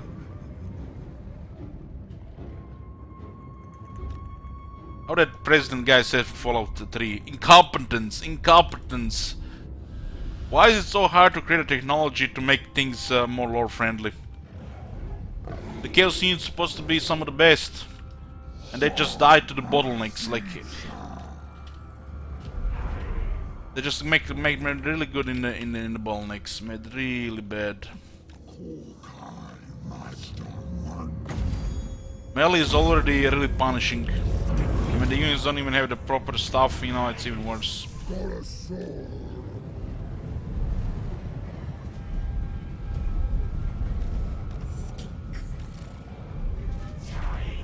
There should be a technology or some kind of right which makes the Chosen Chaos Warriors unbreakable. If they ever introduce the rights for Chaos, there should be a right which can make their units unbreakable for a while, like 10 turns. Chosen are little Terminators. They don't eat, they don't sleep, they don't drink water. They just fight and kill people. They're little Terminators. Don't get tired.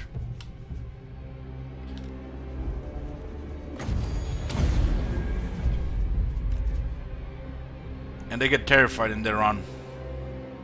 Like there's some Skaven.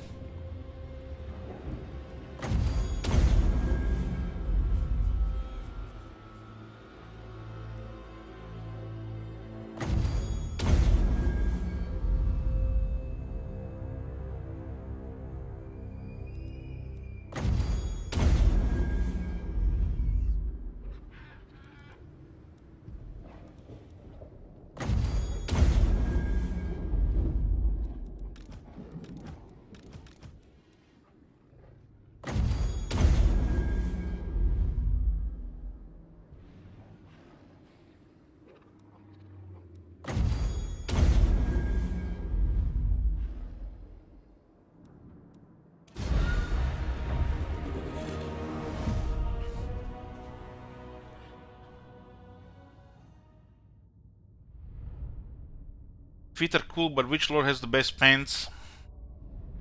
Nakai, of course.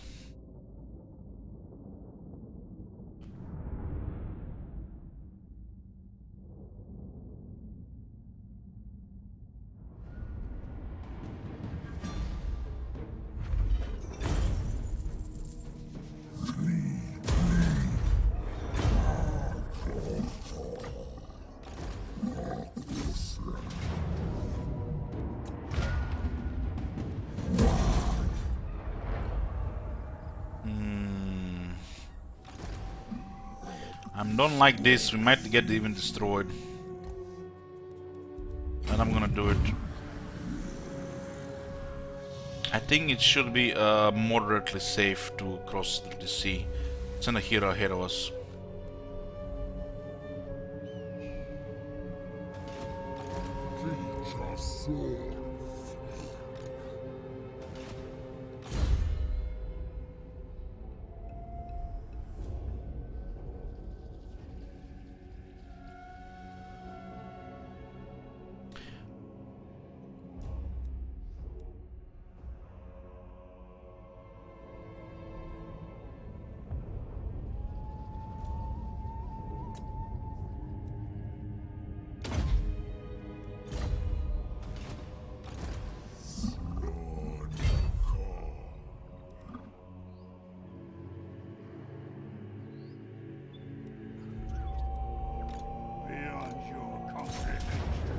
We're winning battles against the chaos, but the war is a different thing. No.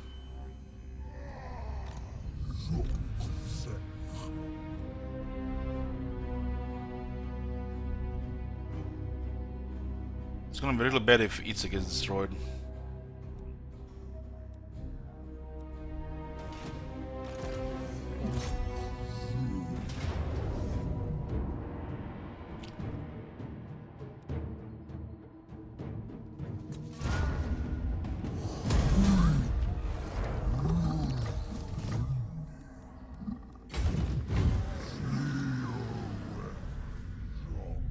That auto-resolve was actually proper. That was auto-resolve working as intended.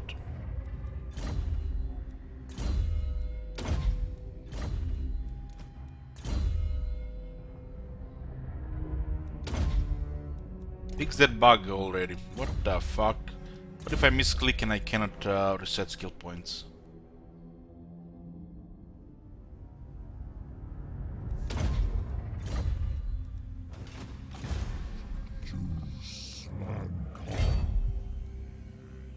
Your demise is certain.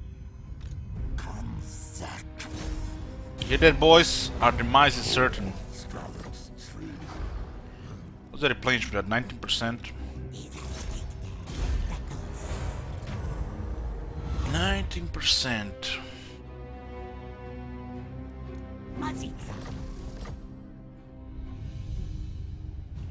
I like to have the range attack manual. It counters hell cannons and some stronger units.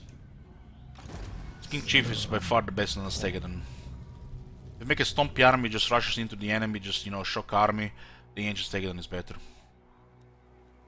But if you wanna apply some tactics and sniping, the Stegadon is superior.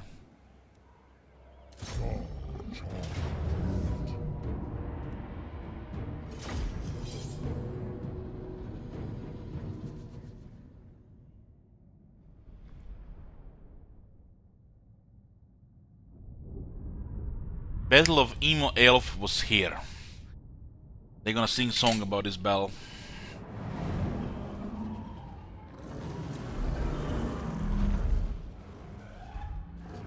Them sword too. In before next wave spawns on top of you. I had a lot of save when that happens. What do you mean, Booker? What do you mean reload? Where?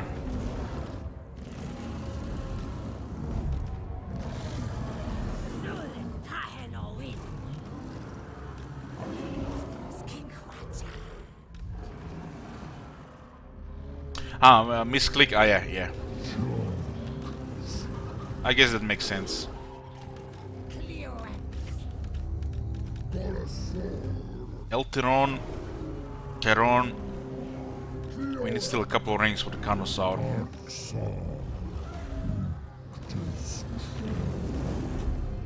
It's a sword.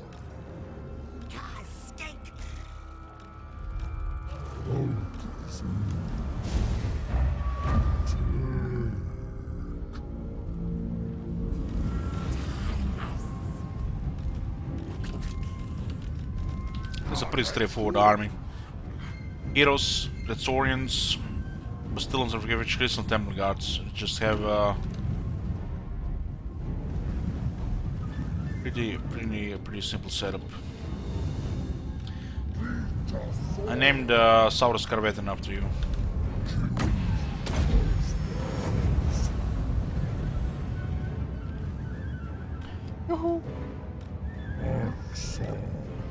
So guys, the stream times will go into the late hours for several days.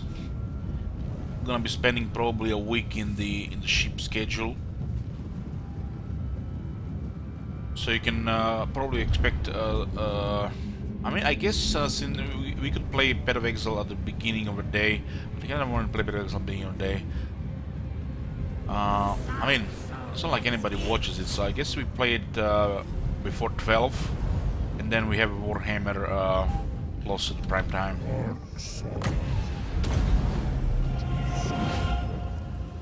Yeah, I guess it's gonna work. Then, you know, the rest of the day after Warhammer 2 is done, I can just play some PoE off stream.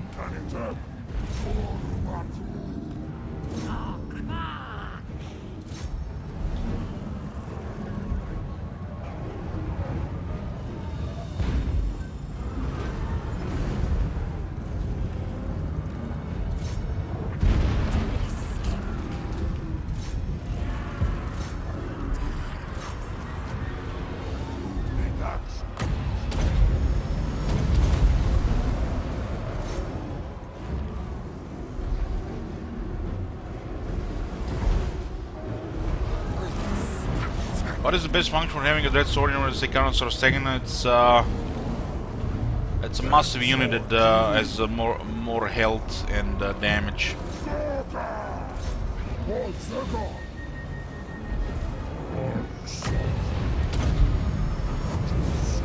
It's supposed to be just stronger, you know, those units, and it is if you can heal it.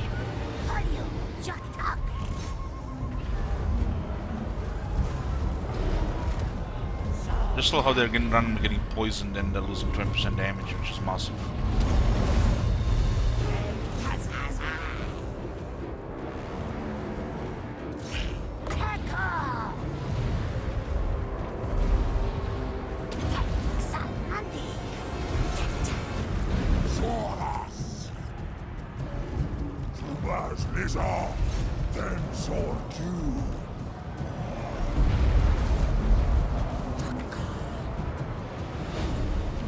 Take more damage their sky, but you also do more damage and better crowd control.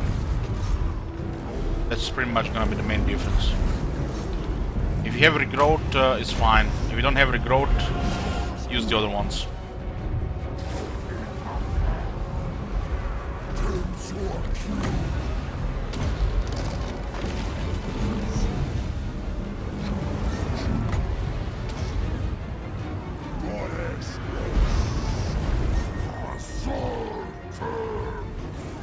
They're taking massive damage.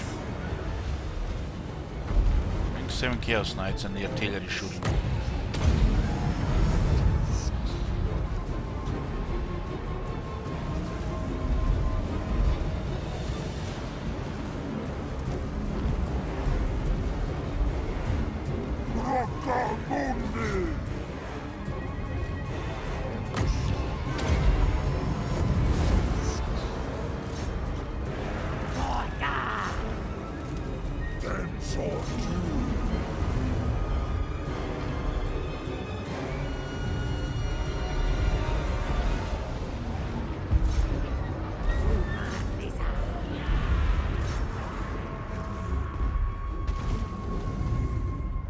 And once you get enough attack, it actually is massive. Much higher than a Stegon on a Carnosaur. But you have to get enough attack.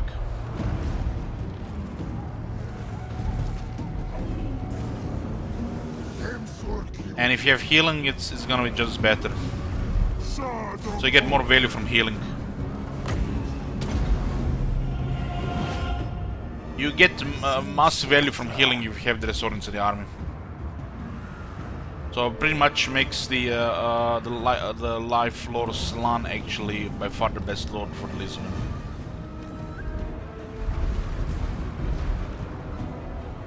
Without the healing, the Stegans are just gonna be better. Well, the Ancient Stegan is basically just a smaller Dreadsorian.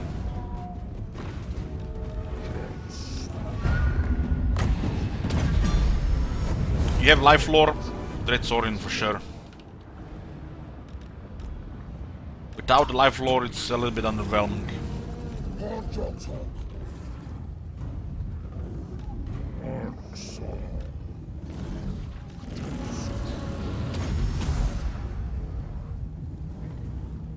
Regrowth makes the Dreadsorians good.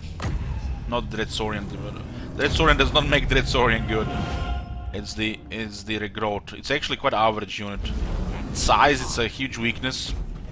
But when they get enough attack, the damage is actually starts to work. I've seen Dreadsorian swing even 3 times in a row with doing 0 damage. But what does the Regrowth do? It will replenish vigor and it will heal the unit. So make sure the Dreadsorian has those consistent hits instead of getting tired and starts missing. So Regrowth makes the Dreadsorian good. The Dreadsorian gets the technology for attack, and it gets battle skill for attack. So when you have those two, it will deal a consistent massive damage, and the Regrowth will constantly be making it fresh. So you basically just rotate the Regrowths between the Dreadsorians, so they always have high vigor and deal high damage. Because when you cast Regrowth, you restore vigor.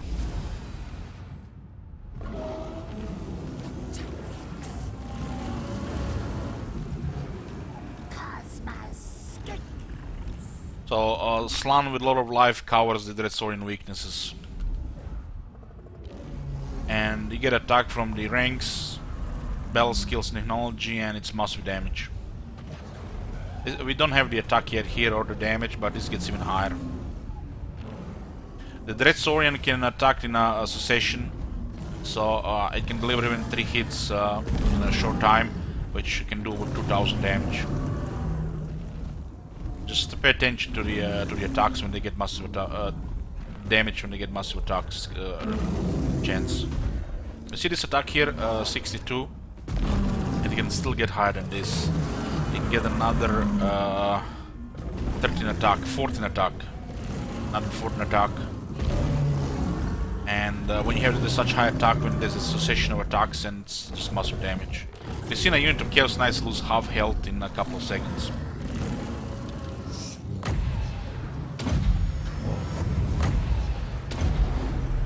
Hey, Blade.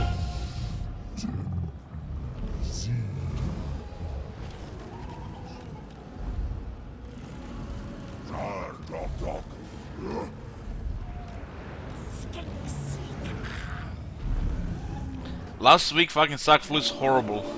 Oh man, yeah. Flu is the worst. Flu is the worst. I haven't had it in years, thank God.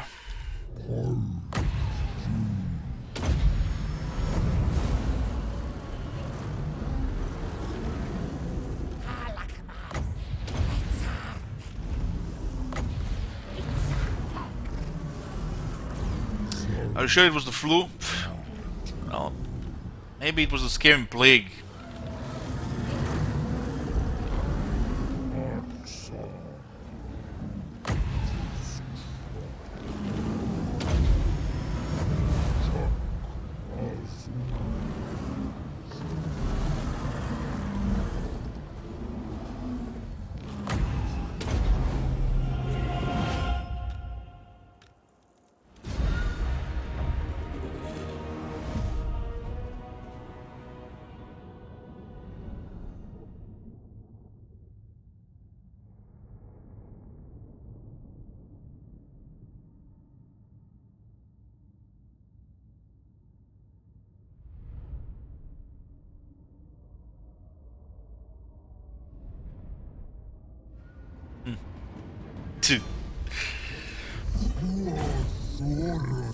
What 3800 though?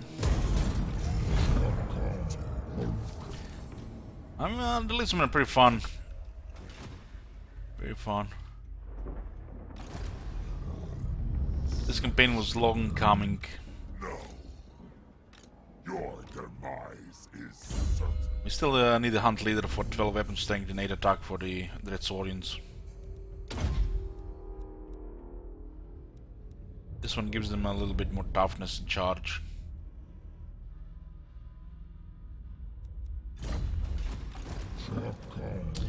El Tyrone rank 16. We'll not have Feral Connoisseurs in this army, instead we have 2 Scars, Saurus Scar veterans. We have one slot open, but not a priority to add anything right now.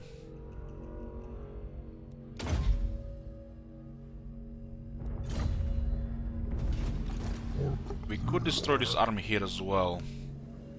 We can get attacked by this one. You can only get attacked by one here, and they come from the north. Happy anniversary, Alec. Damn! Thank you, MC Megatron. Appreciate it. How too.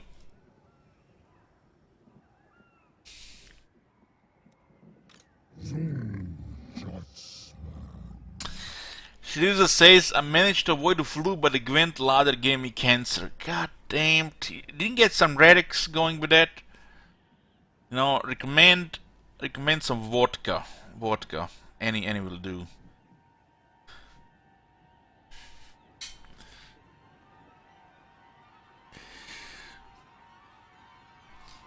Squirtail. What are they playing?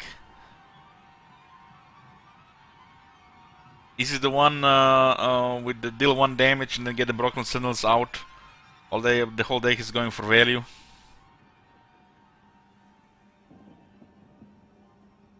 They can be playing elves with the boat still up. Itney.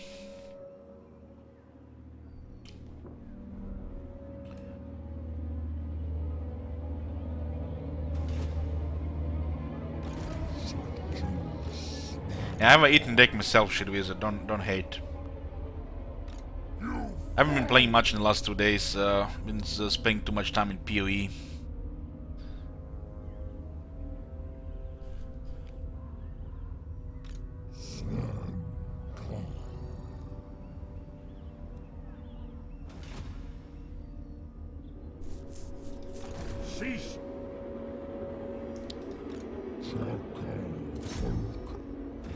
New PoE League soon will I play it?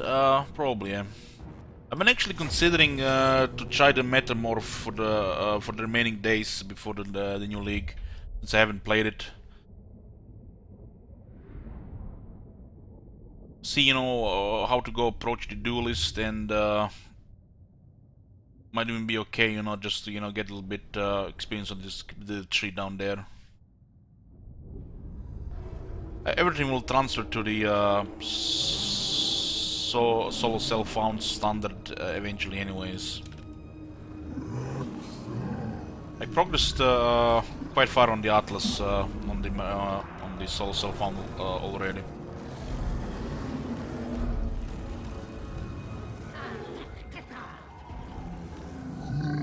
There's still like nearly 2 weeks left. Plenty of time to check out the Metamorph. What is it called? The Metamorph?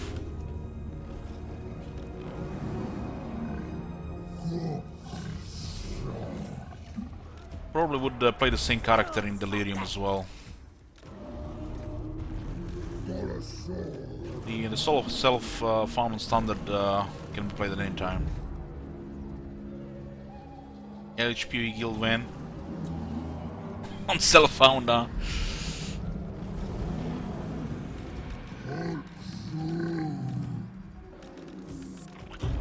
Got my Marauder to level 93.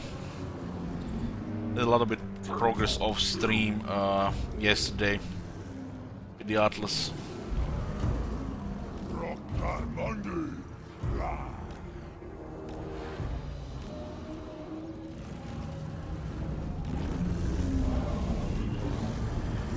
I don't know, maybe I try Metamorph after After this, they make a new character.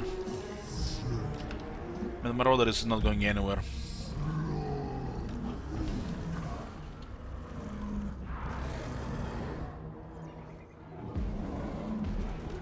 Them sword you.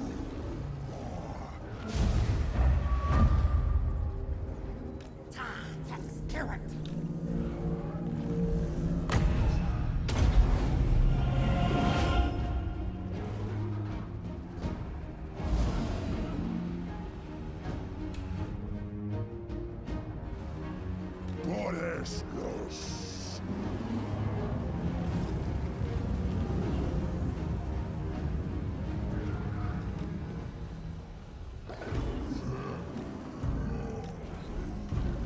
Well, the rest of the technique with the Impale is still pretty good. Just didn't get too good siege axes. I actually found a good siege axe yesterday. I think it has over 300 DPS, so if I craft it. So I just need another one.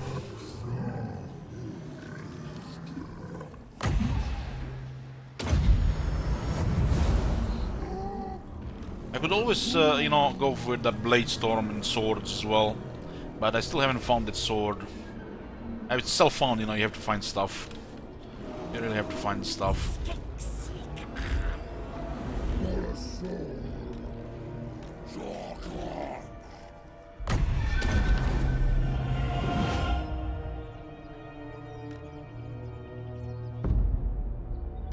Eventually I'll find all the stuff.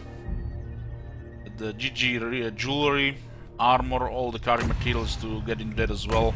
The elf stuff is just piling up. And probably in a few months. Maybe after Delirium League we'll have enough, we'll find enough stuff to get a very powerful build going.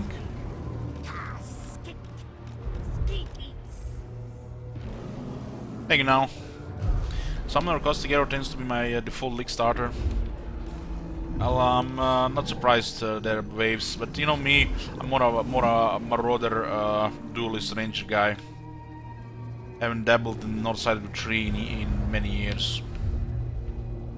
Heck, I haven't even tried any of the Ascendancy of the Duelist yet. That's how long I have not played Duelist.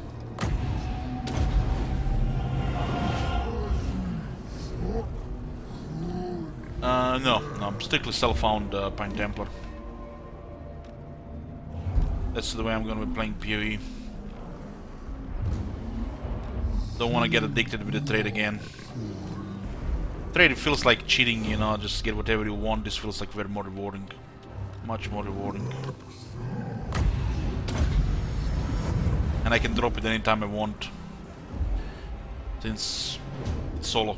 Self-found. Don't have to feel pressured about playing.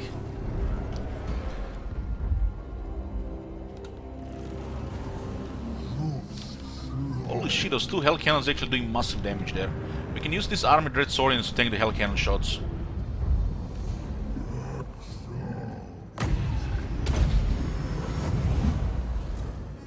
This is the time to cast the Overcaster Growth.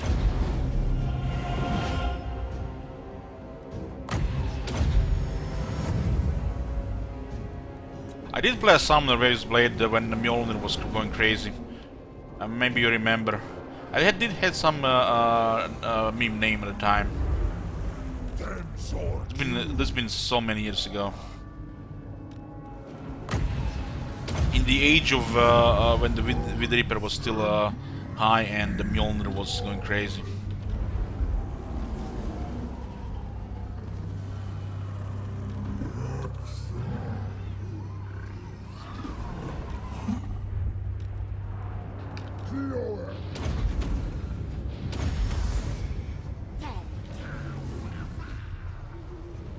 Again, Blessed Corn once? No, we haven't got any quests for that.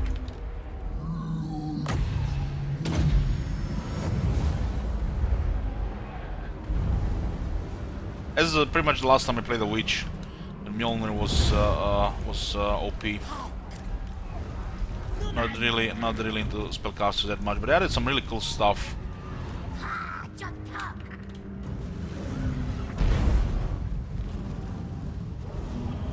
I wouldn't mind trying to Templar with one of them orb spells eventually.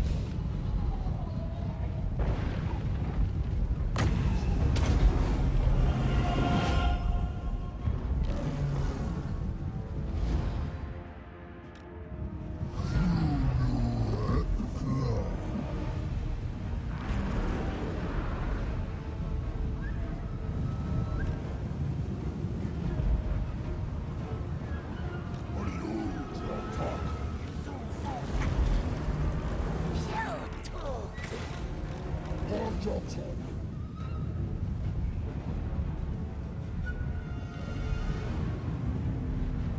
You sure it was a blessed 1-6? I'm pretty sure it was a regular one.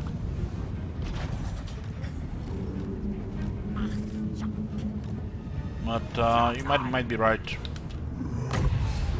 But it didn't matter at the time. I think it was a regular one.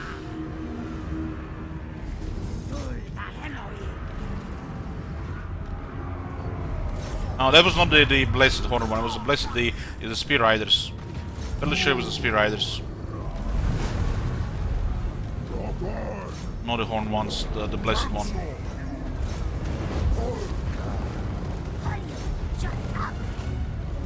So halberds will hurt. Spin them with that halberds.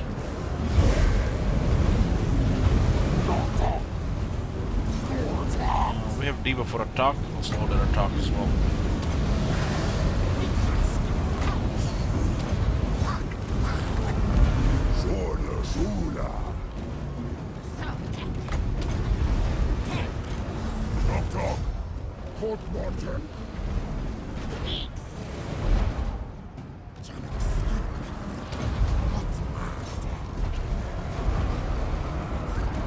It's best to turn this off, by the way, guys, because you're gonna be poisoning your own units.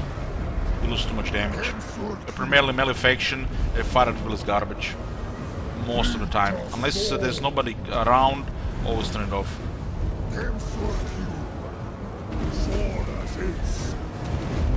You're poisoning your own units with that.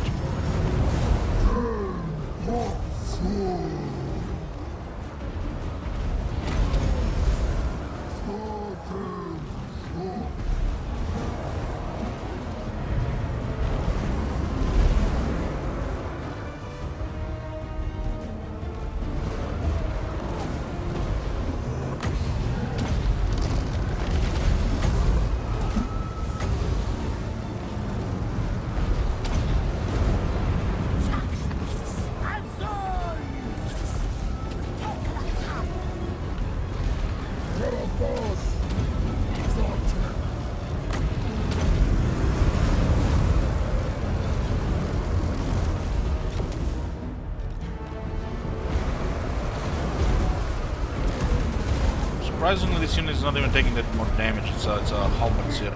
Even the Chaos Warrior halberds is quite dangerous to large units.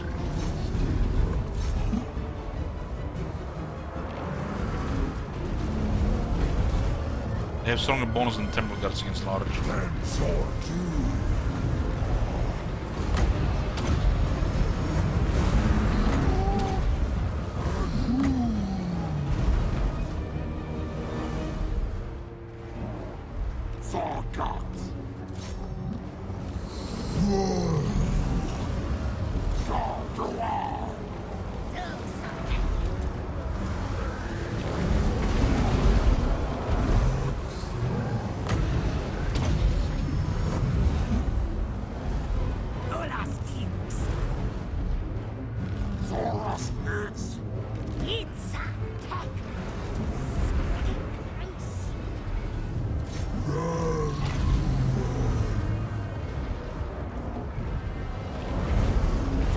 Massive health on these Dread Saurians. Massive.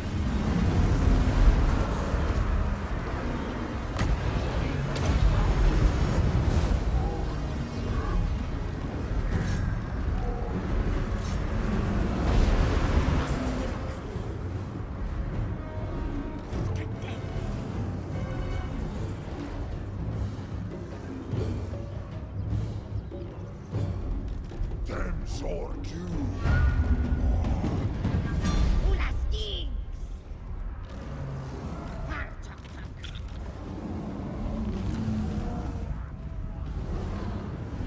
Just drop some healing here, we can expect another bell. This unit is taking massive damage, but not many casualties.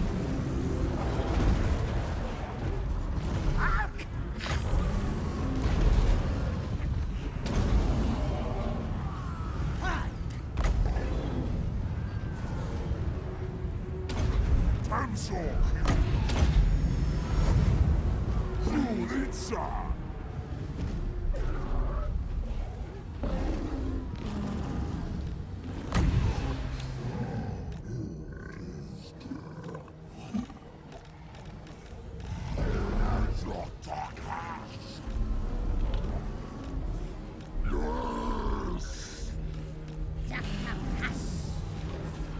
Sargax!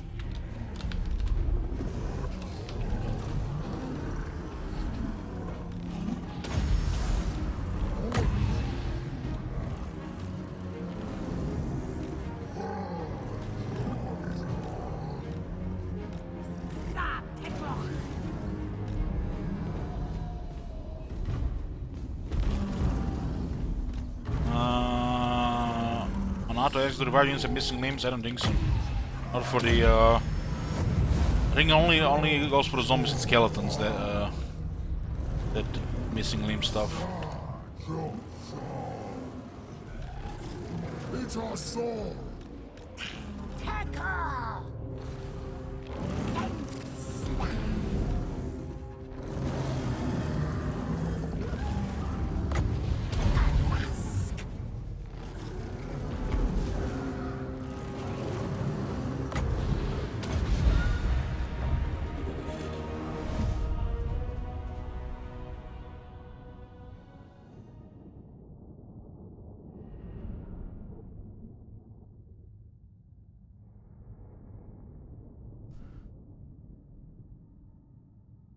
And the Roman and the shit wizard, they look very alike.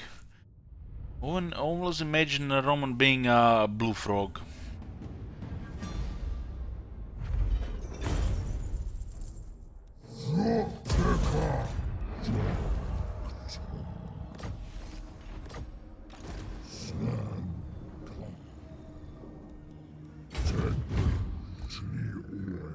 The replenishment here.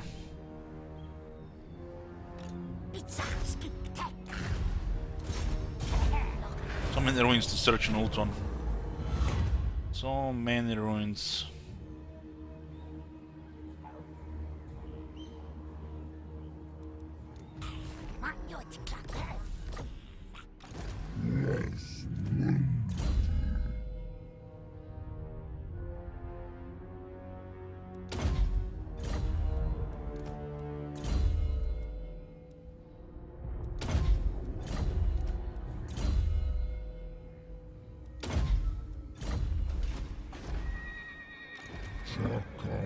Replenishment is here at 33%.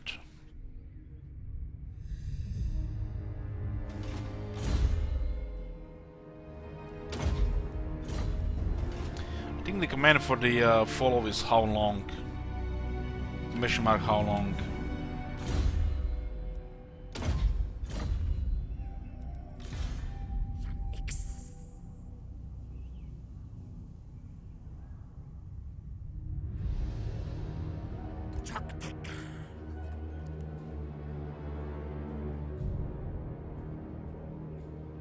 Been following channel for 3 years and 10 months.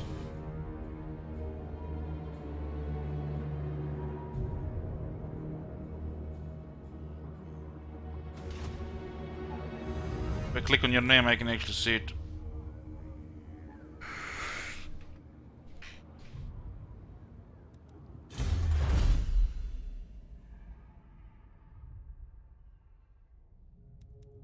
And those commands are fucked up, they don't work anymore.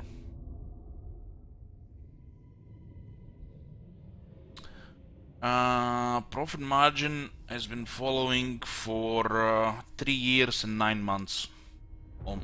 Almost 3 years and 9 months.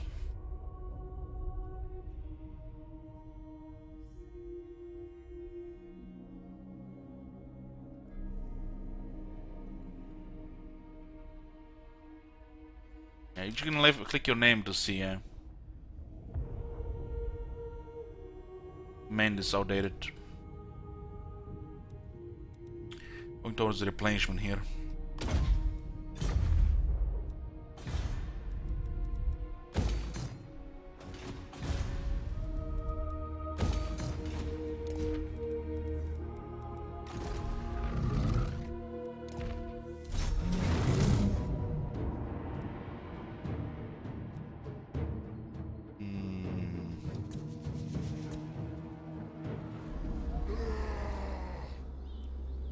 cease.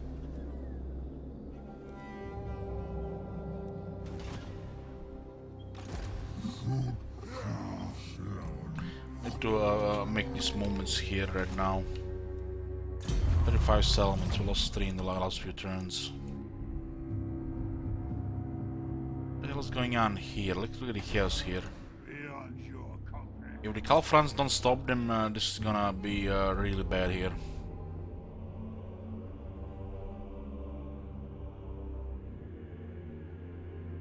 We can't send our main armies here to stop Chaos Invasion. Because we barely destroying them here.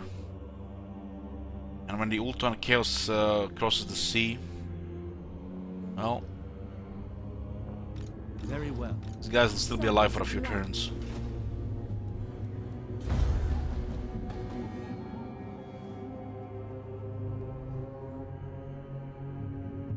It's all gonna go to shit when Ultron gets destroyed, I think. Goddamn high elves can't even destroy 10 times chaos. I guess they were fighting among each other for way too long. It's time to start using diplomacy here to actually unite against the chaos more properly. Late May for next DLC. What? My schemes tell me you seek Wait, where'd you get this information?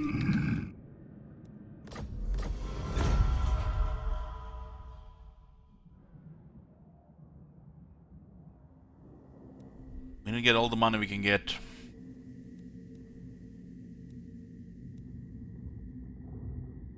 The Chaos is winning against the Empire. The Dwarves must have been busy fighting somebody else right now.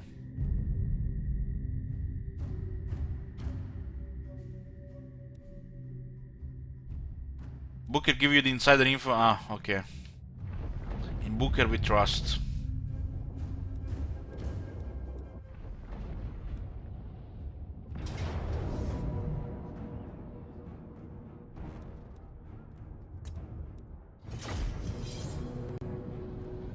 Should get some breakfast. It's almost midnight.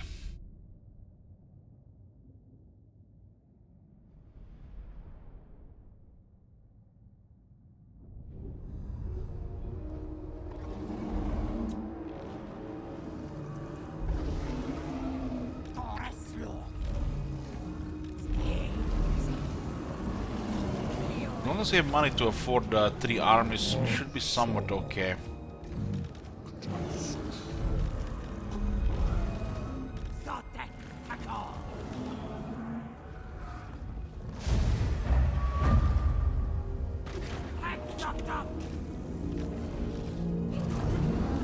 Who the hell can all be shooting gives us time to heal stuff.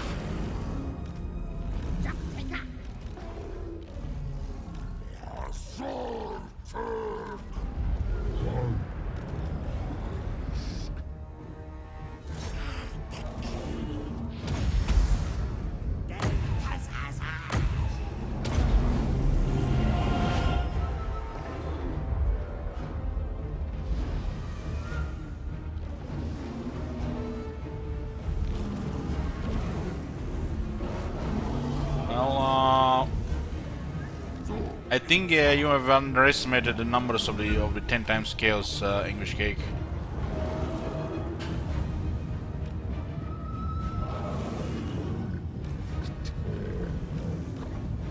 for you, Doctor.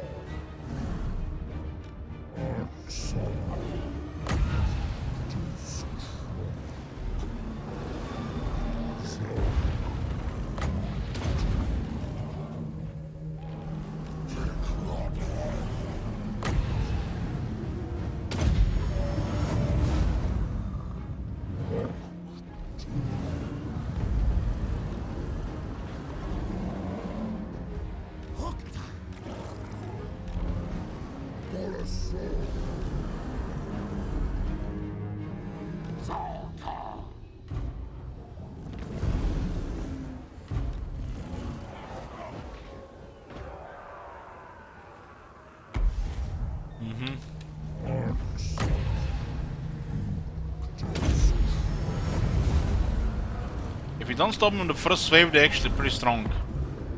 That's how it is.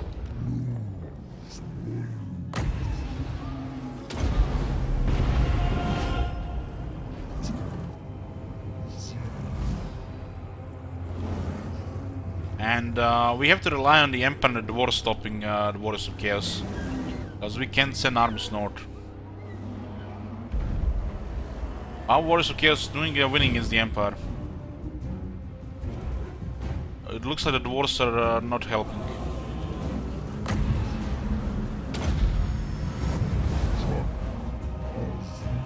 And not sure if you noticed Shit Wizard, but the ult one is almost in ruins.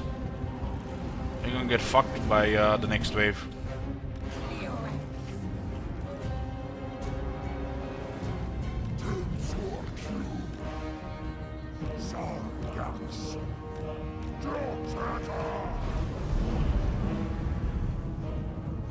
Finally some good news, fucking hell.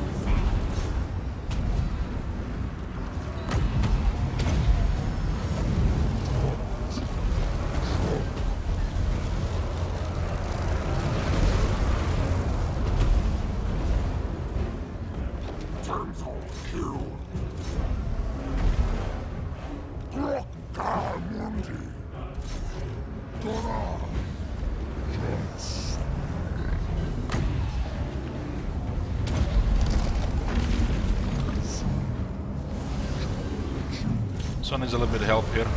They have no halberds here, but still.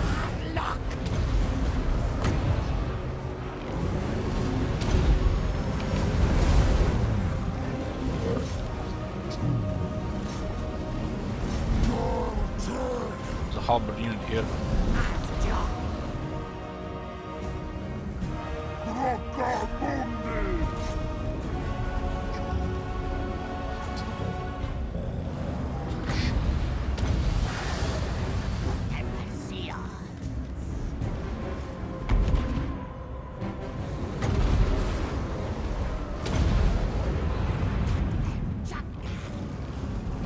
Hey, John Flip, thank you.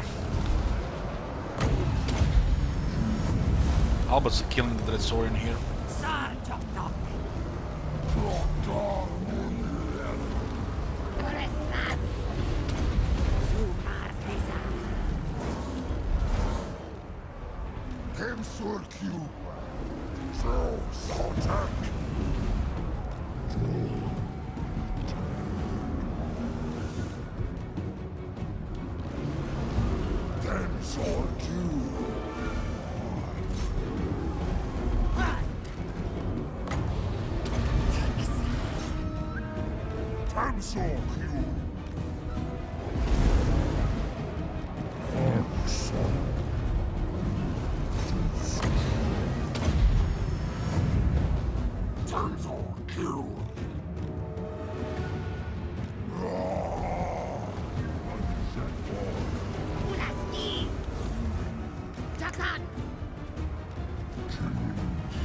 No, they have rank 7, so they're fighting longer than usual. And stronger as well. Rank 7 are no joke to fight in Malin.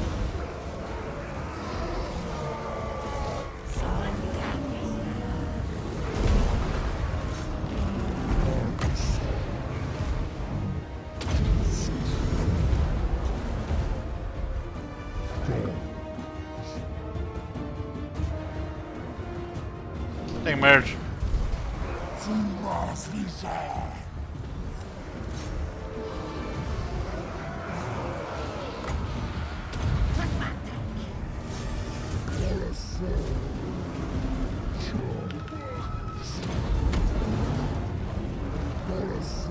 Send Terron here. for this other route.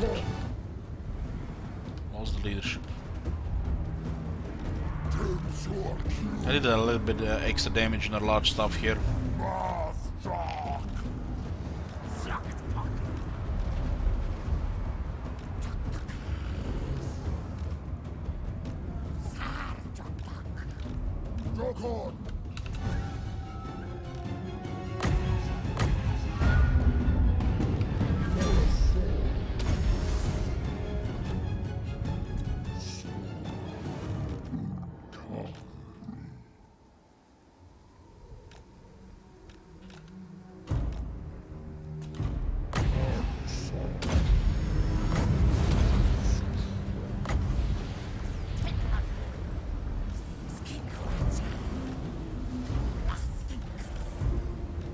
Master!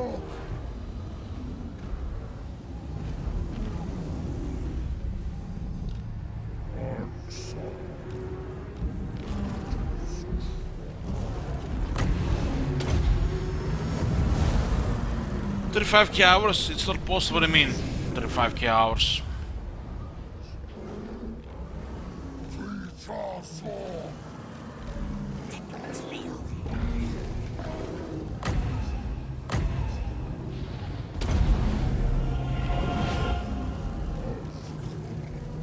Just a 4-year university this week since I started streaming.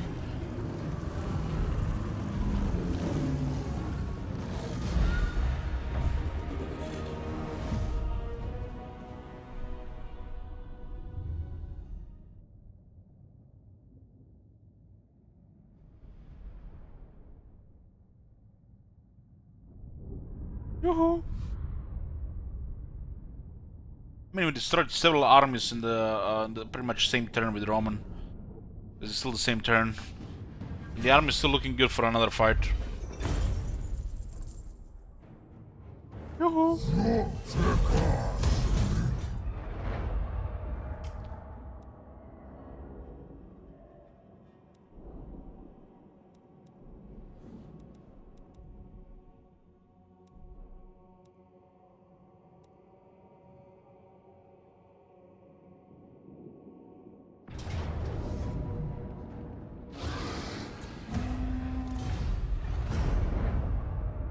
It must the moon then lasted like 6 minutes ago.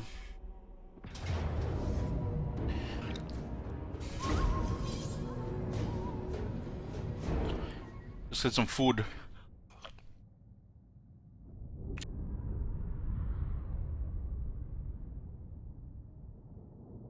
It looks like this one is also trying to be recruit. 2 hail cannons will snipe before Stegadons.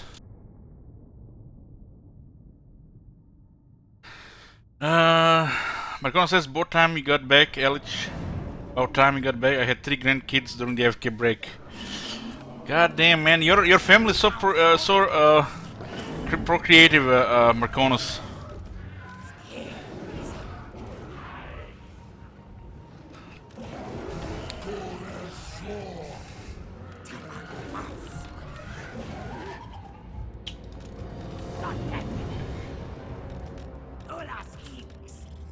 There's no replenishment in the water, so we have to take minimal damage here. Let's make sure we destroy hell cannons first.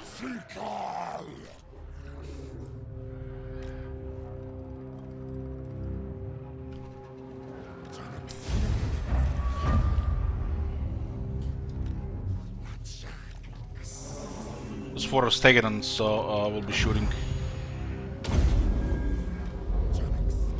Start with the hell cannon.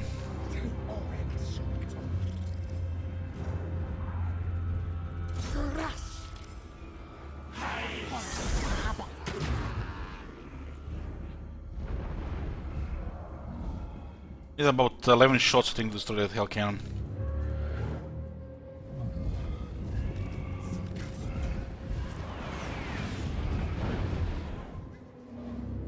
Hey, Demir, thank you.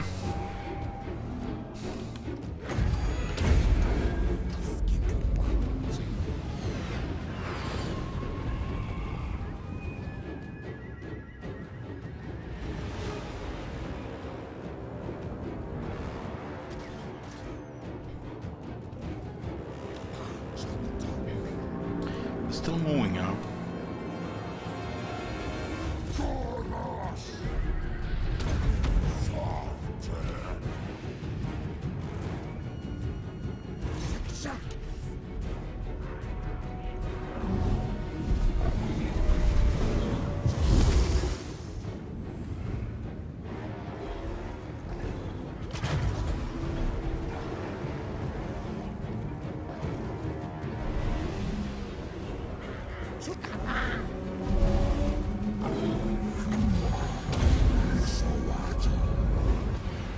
Okay, one hell cannon down, and the other one, it was direct hits on this one, taking less than 8.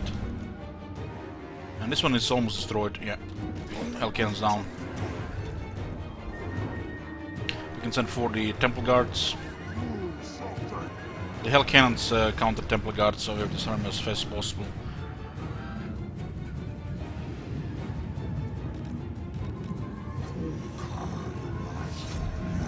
Nobody fire at will, nobody.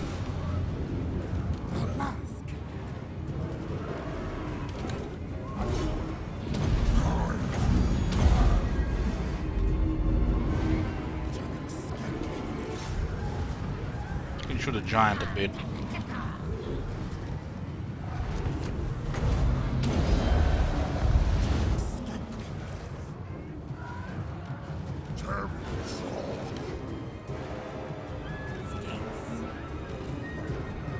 That's okay, damage already, look at that.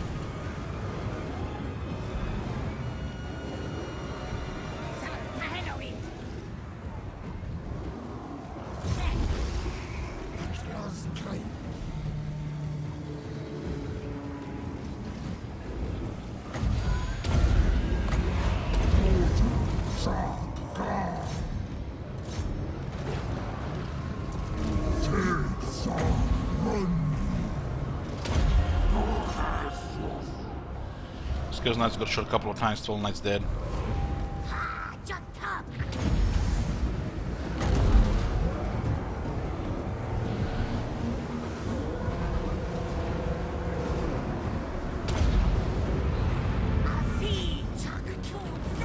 This one has been taking enough damage there, the halberds are now trying to kill him.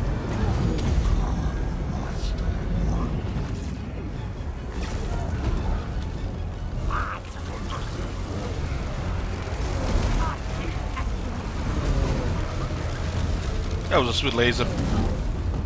Over their attack here.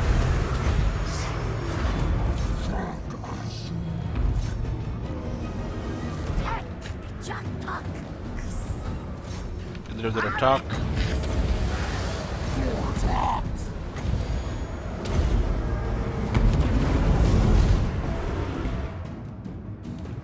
Then sword too.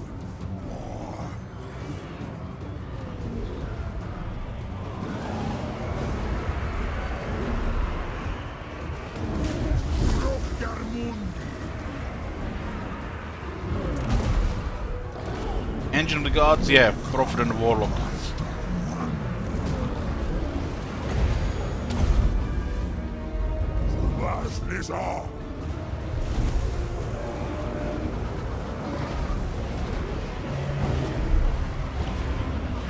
We got the shooters, shoot the big ones.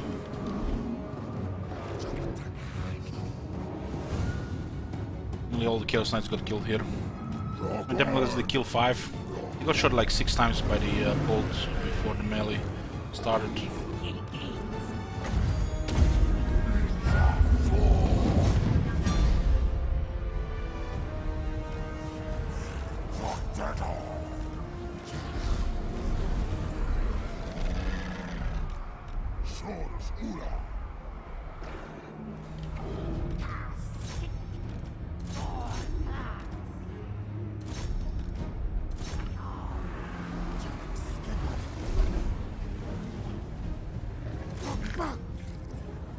Let's poison him so it's a little bit slower.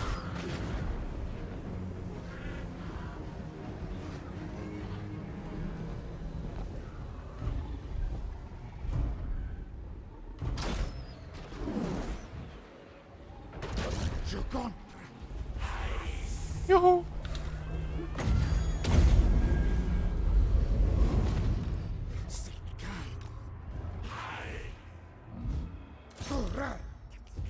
Till 16 there.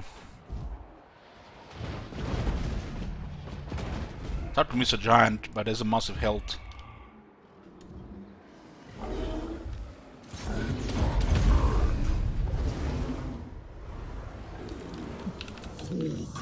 So I get some health on single targets. We have another punishment. See how the Carnosaur actually, when it gets the single entity in its grip, it just destroys it. This is just a mini Krogar.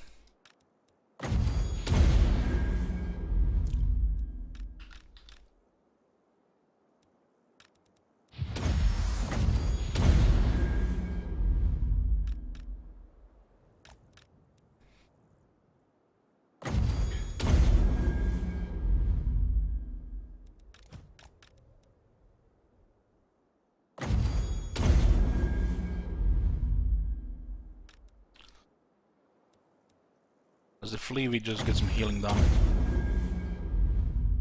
think it's gonna devastate.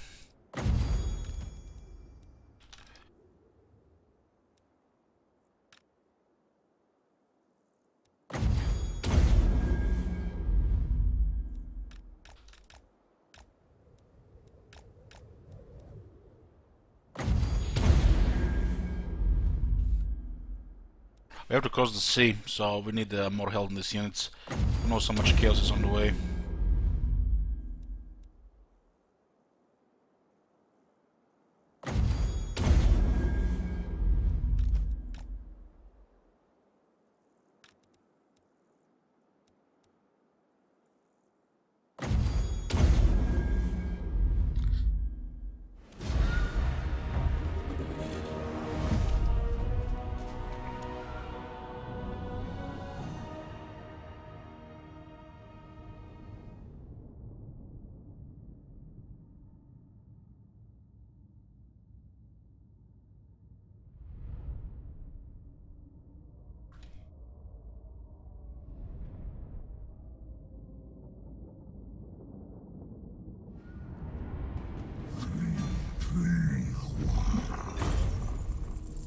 Only 6,000s. We almost killed everybody.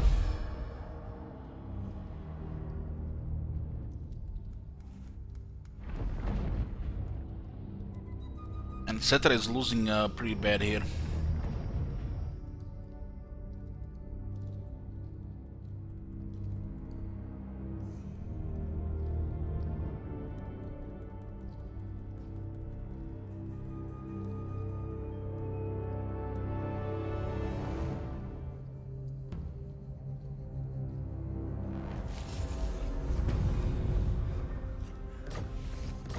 Well, I would love to see somewhere an icon that says on the Chaos Invasion or Rise of Chaos how much percentage of the world is in ruins. And based on that, the Chaos should get even more bonus. This is all ruins here. All ruins. Nearly all ruins. Ruins. All ruins.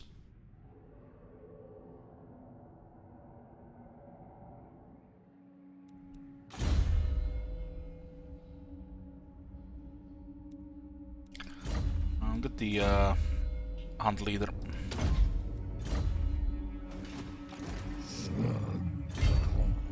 Don't tell me the wolves are actually losing to chaos here. We're probably gonna make a contact shortly with them.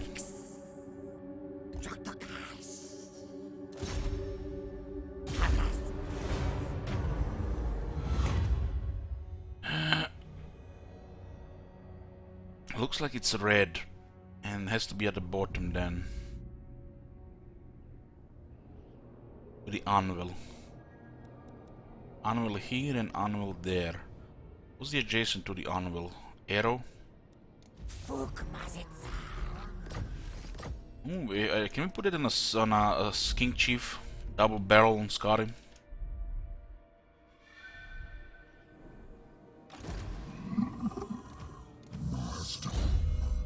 Look at this. We can actually put this and he's closer to Blessed Stegadon. It should also increase range if you ask me. Make that a nice range weapon for those rare range characters.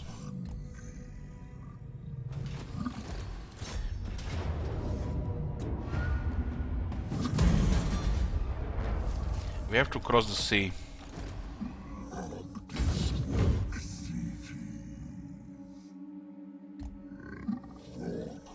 If we didn't get into the last this is all gonna get destroyed. It has recovered somewhat.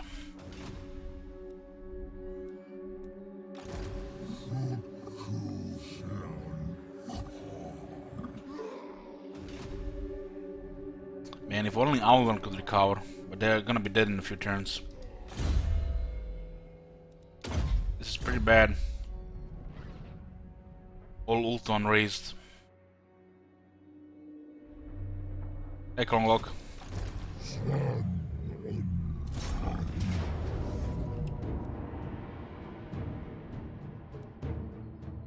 We shouldn't auto-resolve this, we can get massive healing on the Red Saurians. Instead we take damage. That might be a follow-up. We have to destroy at least 5 armies a turn. Otherwise we'll fall behind. Since there are 2 factions of Chaos.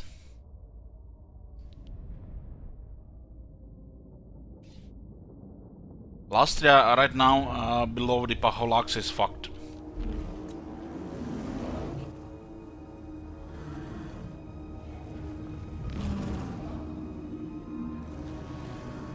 When shooting today, weird seeing sunlight. Yeah. I can imagine. I haven't left my cave in months.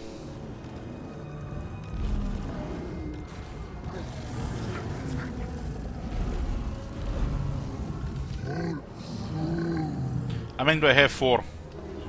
3 real armies and 1 is a garrison.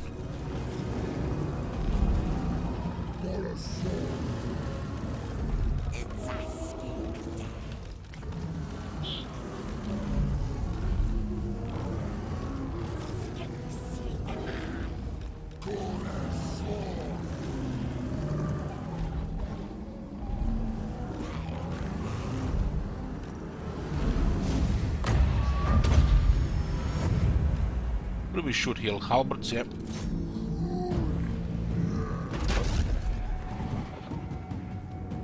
Nice kill, 5 dead.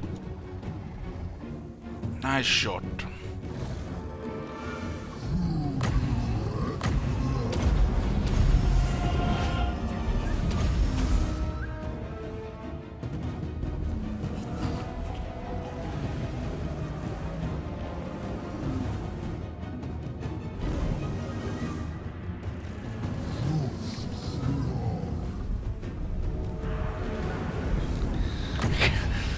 Shirza says, I haven't played this game in months. Thinking of getting back into it with a nice relaxing Chaos campaign. Feels good, man. Nice relaxing Chaos campaign. Okay. Tell me how it goes.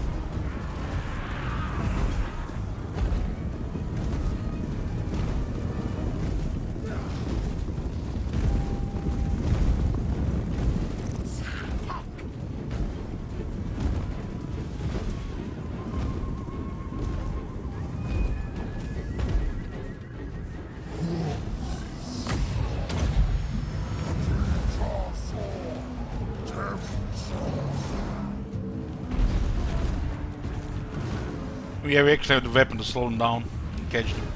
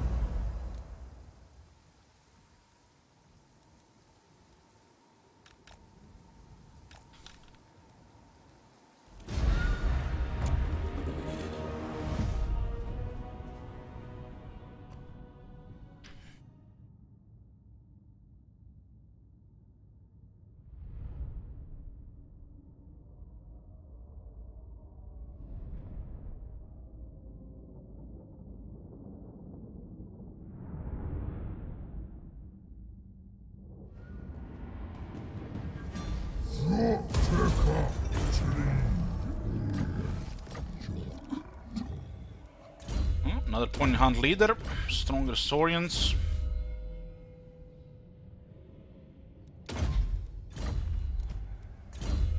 Dinosaur.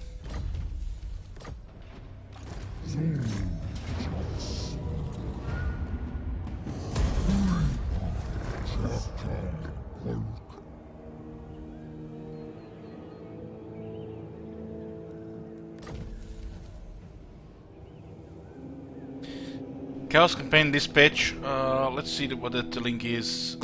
Just one moment.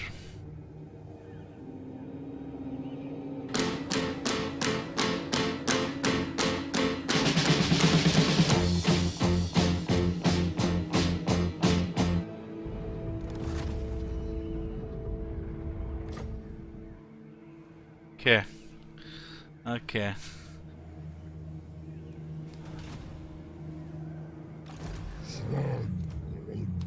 Nice commander, thank you. Thank you, all the good stuff.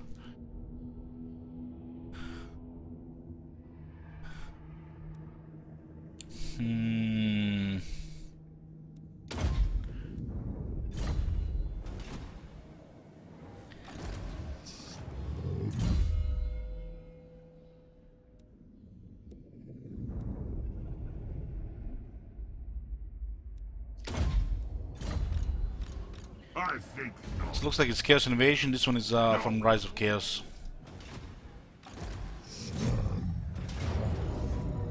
Yeah, look at this shit. Rank 7. Most of them are gonna be like this right now. But they are from the Chaos Invasion.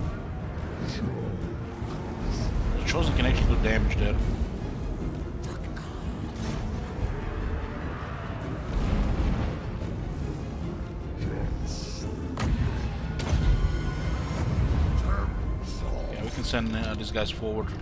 Without technology, they only have 25 shots. They used to have 40. They don't have enough damage to get rid of the Trisorians. They have a lot of power. Chosen Great Weapon is going to be more dangerous now here.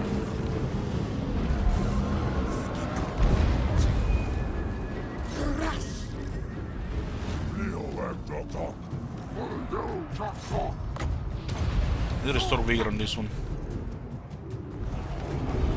Look at those chosen great weapons.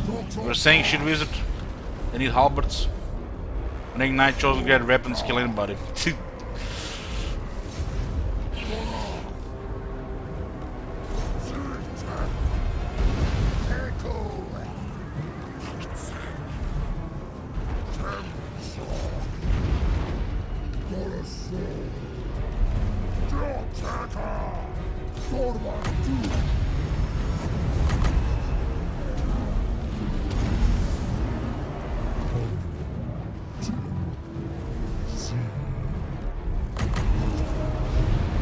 The giant is just murdering that Carnosaur.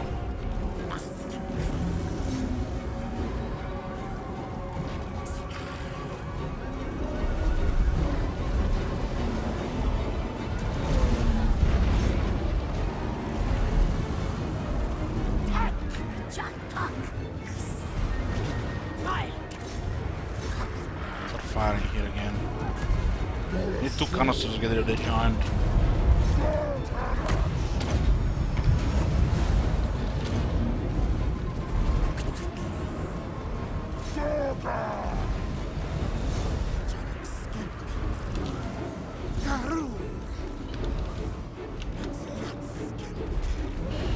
We can soon debuff their armor, their attack again. There's one giant here.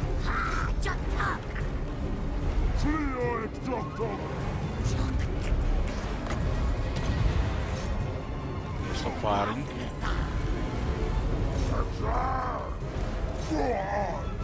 This one should disengage.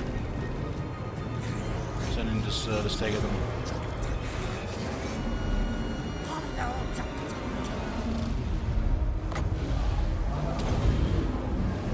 Okay, the giants are down.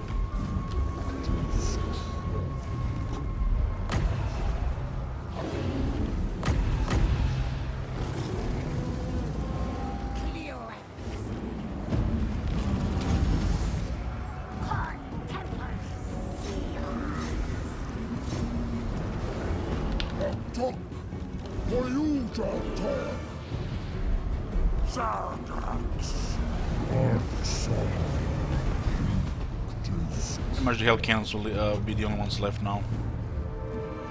We have to restore some of these Dreadsaurians.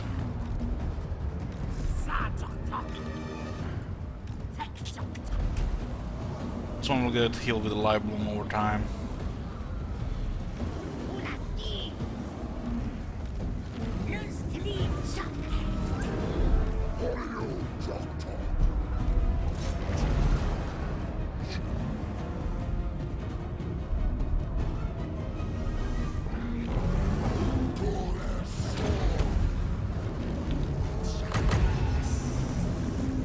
Overcast steady growth on this one.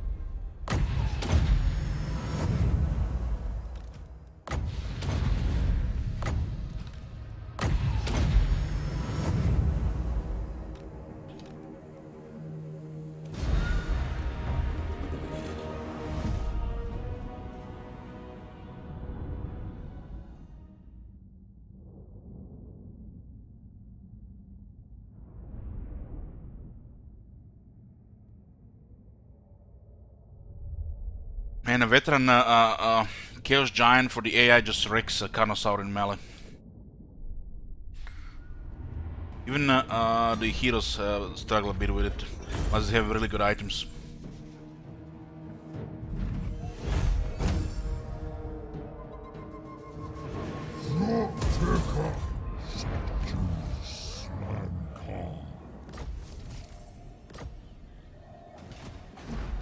Never. We still have a control over these waters.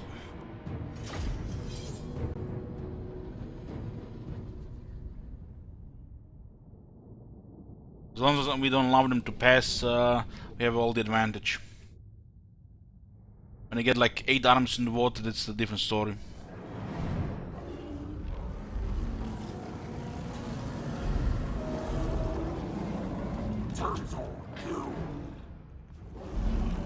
It's gonna be a good battle to top the units, so we don't have to wait for the replenishment.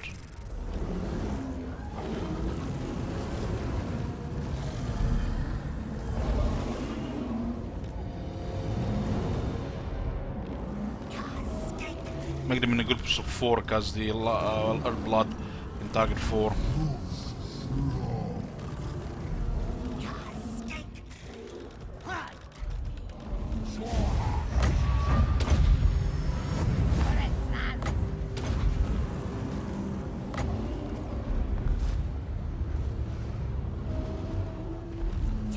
And we'll snipe some Chosen.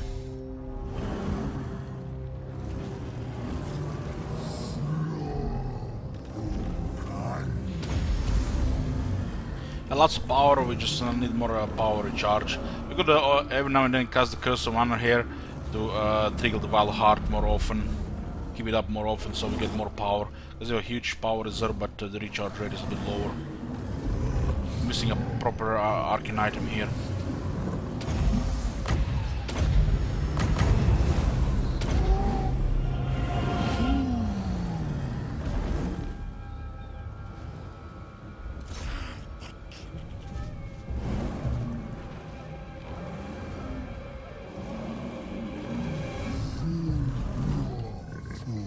You guys do a lot of Total Warhammer 2 PP? Oh goddamn, I had a line for that. I do a lot of PP in Vent, but he mentioned Warhammer 2.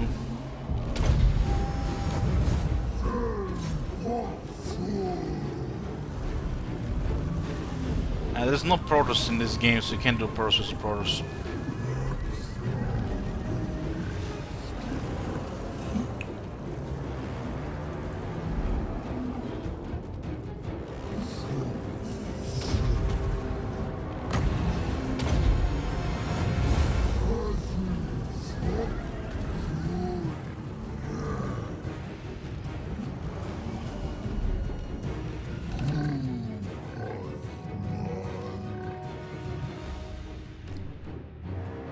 What the hell?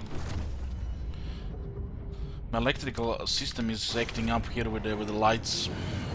The whole circuit is fucked, I think.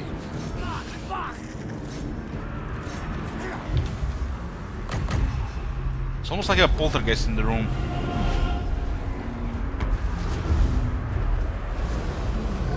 Maybe it's that poltergeist that's been pressing Alt F4 on all those crashes.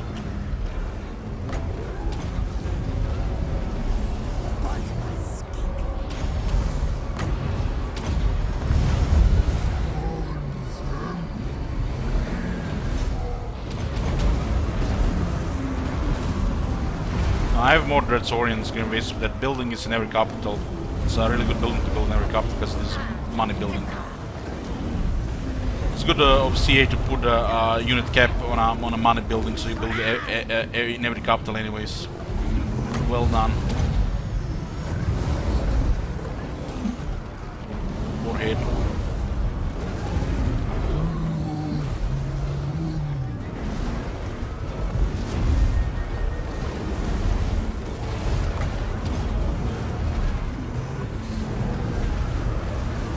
Seems like he's taking some damage there.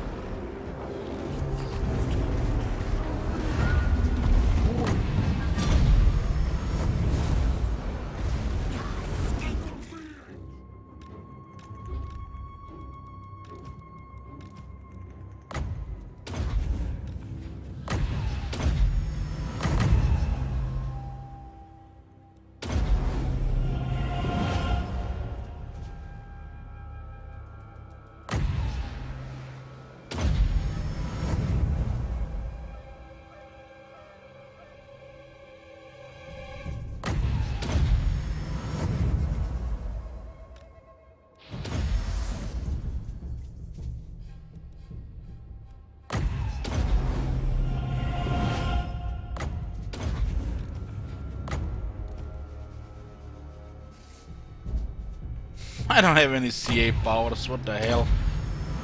My ask Brick Blake.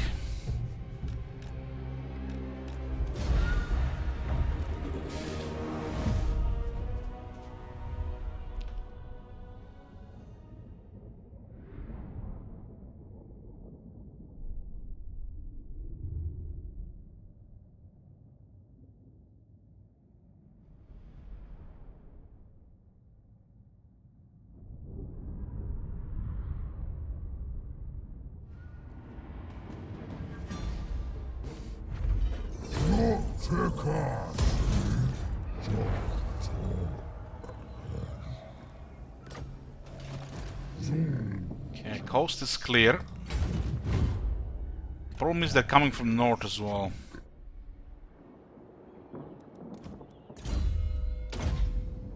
Okay, we get 12% weapon strength and 8 attack for the Dreadswordians now. 72 melee attack and 840 weapon strength. You can still get technology for 5 melee attack here.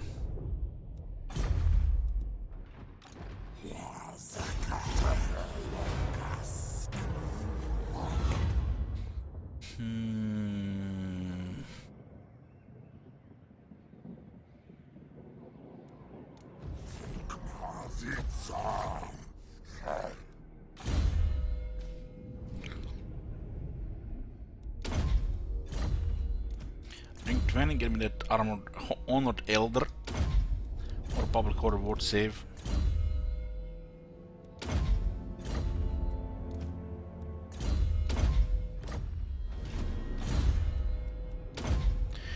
What are you guys talking about? The green skin, new green skin content is ready. They're just polishing it right now.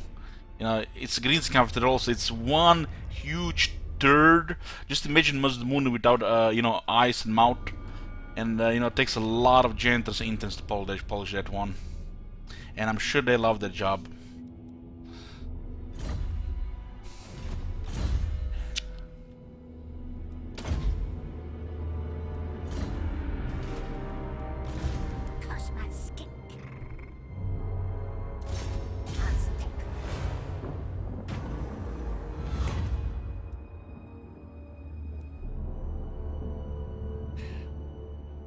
One is here, so it can be here, so it's a 2, and since red is here, it can be red, so it's blue.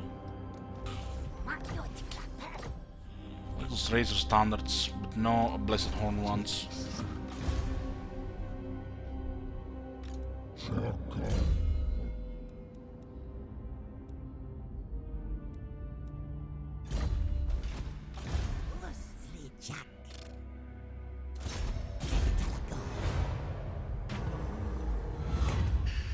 What do we have here? 2, 4, 2, 4, 3, 4, 1, 2. So which color though? Which color? There is 2 yellow, 4 red. It's blue. God damn, it was red. That's why you have to do it on the paper.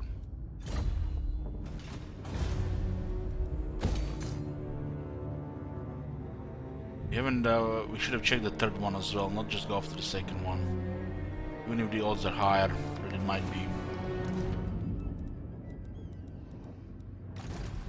This army is just draining the economy here.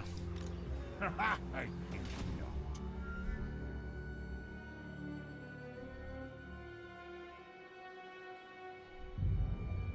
What are these guys doing here? Are they actually chasing chaos around? They might be.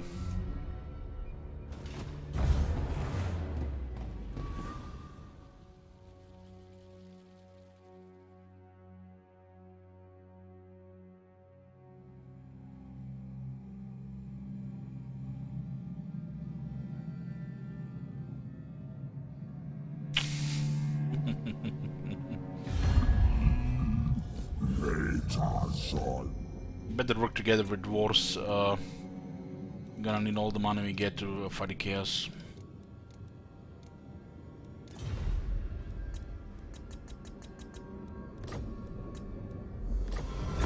Get the trade, we'll not get alliance though.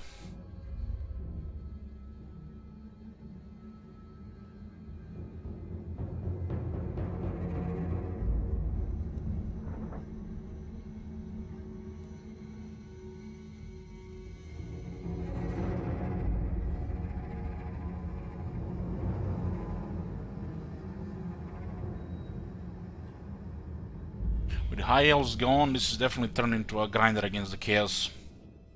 So our plans for a very late Age of Peace end game have slightly changed.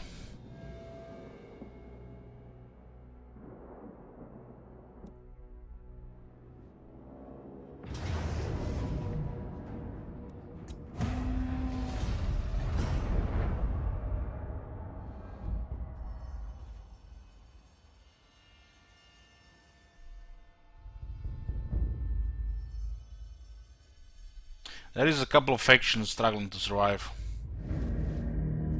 But the west side of the world is fucked.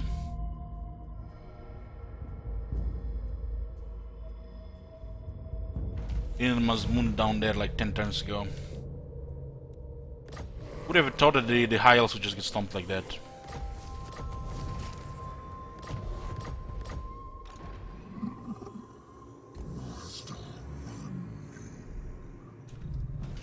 In high elves getting wrecked, everybody's gonna feel the extra pressure.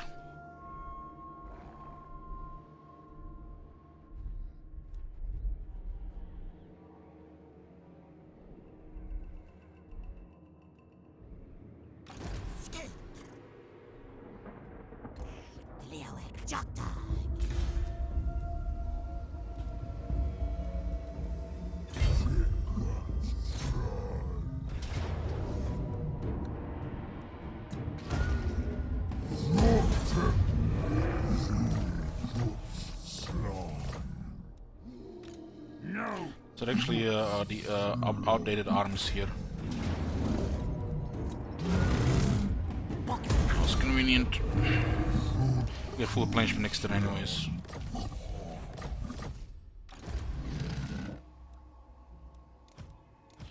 Get rid of the emergency garrison and we'll have Grand Pepe, shit wizard here. We're full strength here next turn anyways.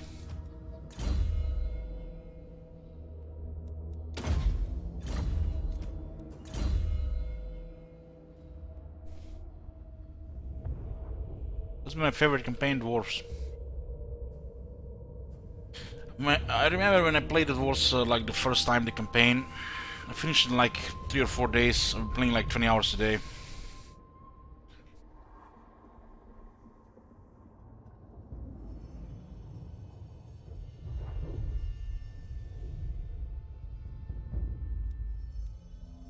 There's been a lot of fun campaigns like that, Booker. The Dwarves is still my favorite. Empire is not far behind.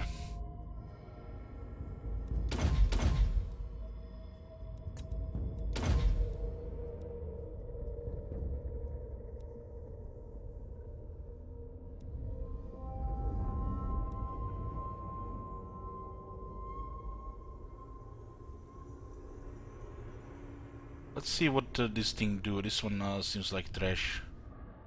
I just want to try this one out. This looks like look at the limited Croc's power. Who they think they are, these creative assembly? They can limit Croc's power. You can only pick one of these. This one is to lower cooldown. All this one is to doing more damage. I've not ever used this one. It's like really no need. Just basically. I guess you want to say lower Croak to the enemy faction just to destroy their cities, but you just keep in the army and take their cities.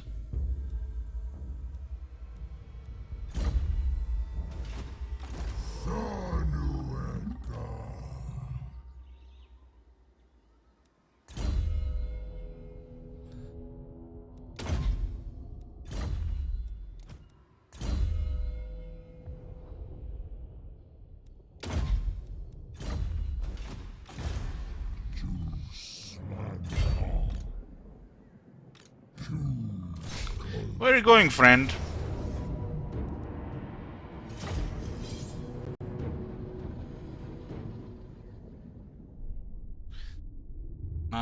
There'll be a third point there, Stefano.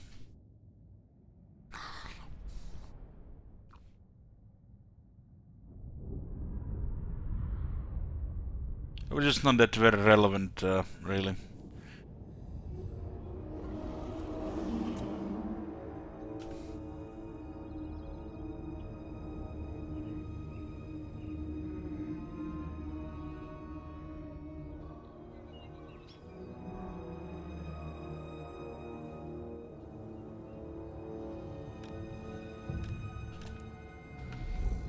War Hell Cannons. Meet the Dreadsaurians. They can take shots for days.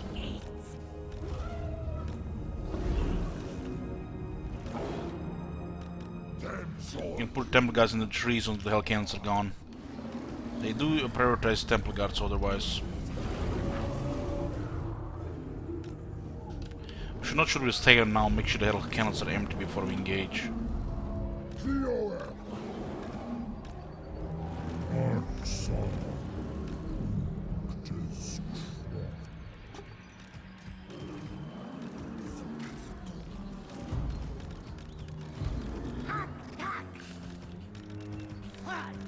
Didn't fire at will. Turn off.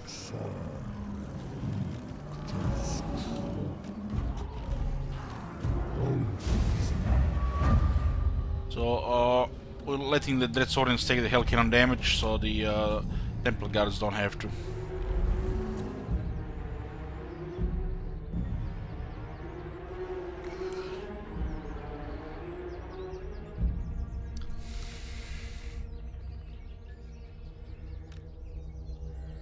They can take massive amounts of damage and we can just regrow them.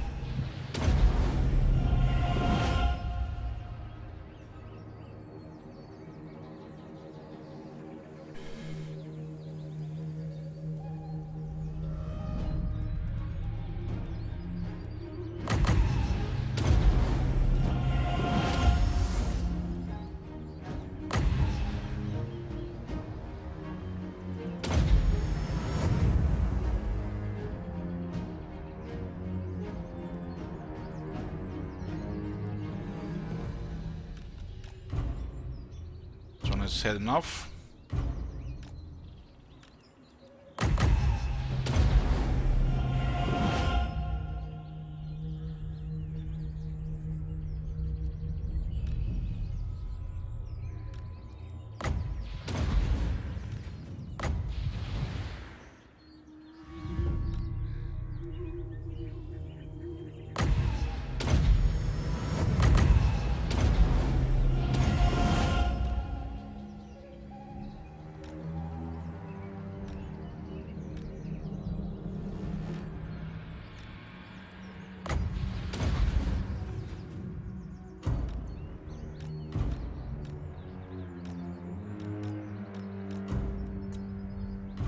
That stick at them.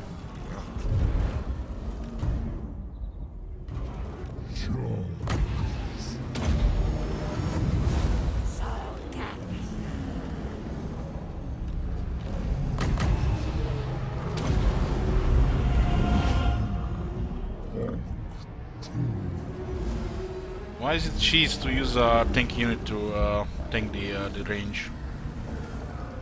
What's cheese about that?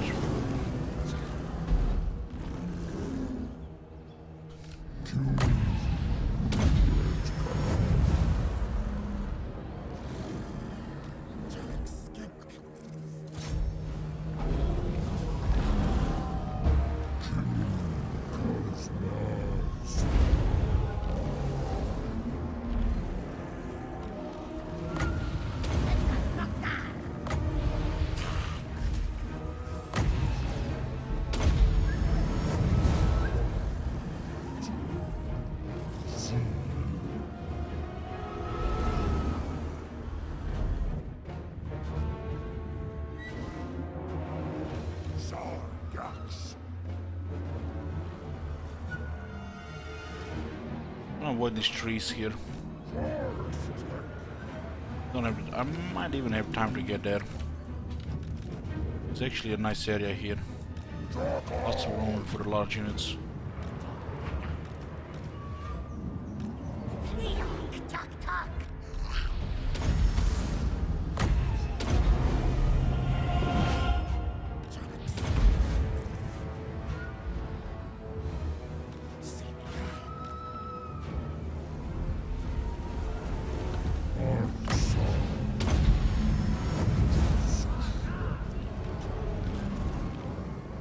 We had to waste nearly half our Winds of Magic Power reserve and some of the health on the Dead Swordians to get rid of the Hell Cannon ammo.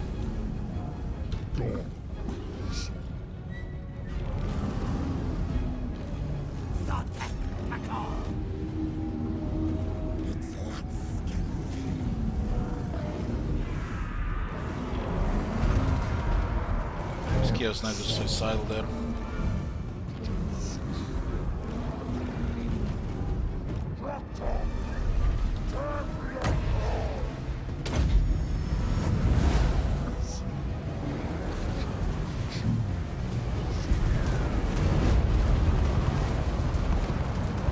Sitting them actually the 1000 damage to the sword.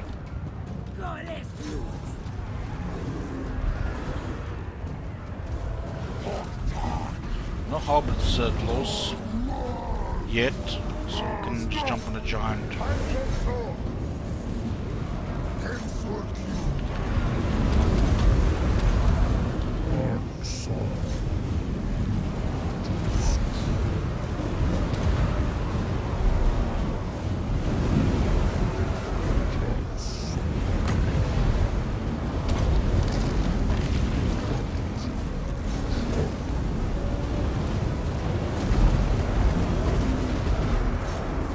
Hey, Ron, thank you.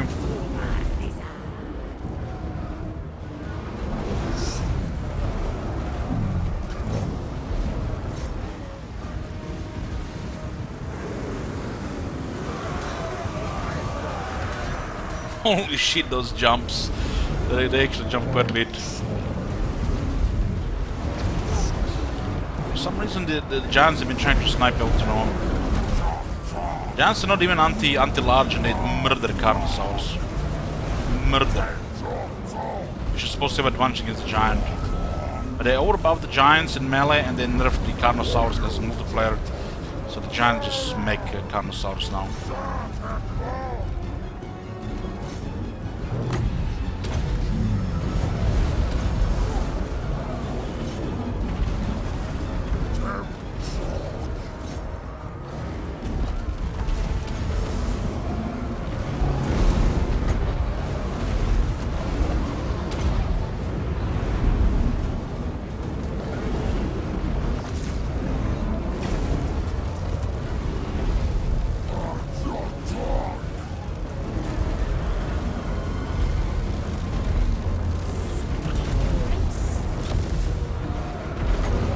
Almost doesn't do much against armored units. Oh, they're attack here.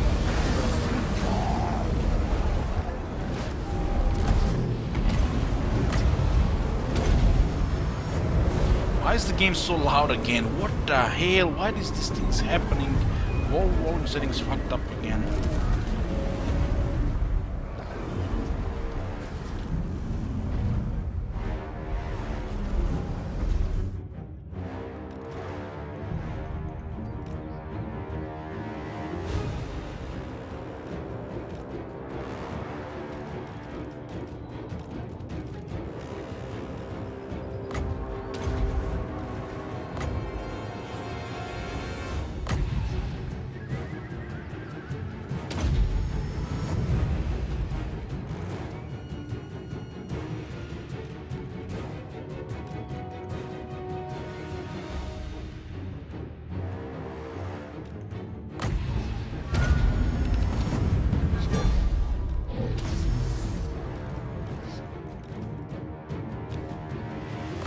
Throne is getting wrecked by those giants. Need some physical resist here.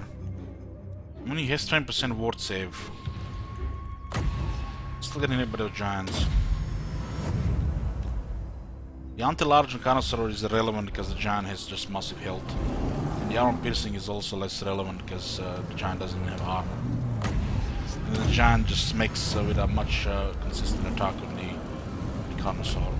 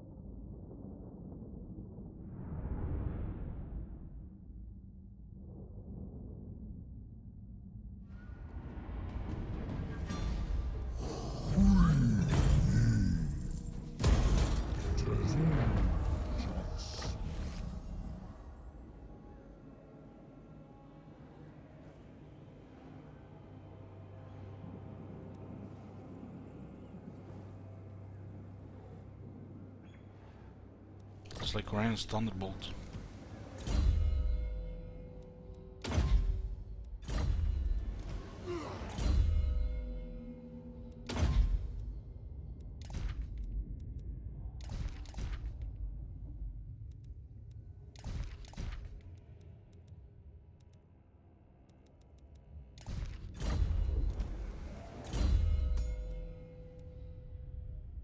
We do have some resists here, but still they're liking a lot of damage. Well, defense, deadly onslaught. With the mortality first. Do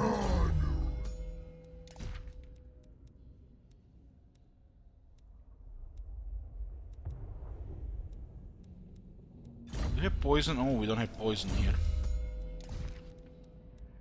Gotta get poison magic attacks from the enchanted item. This is the way to go.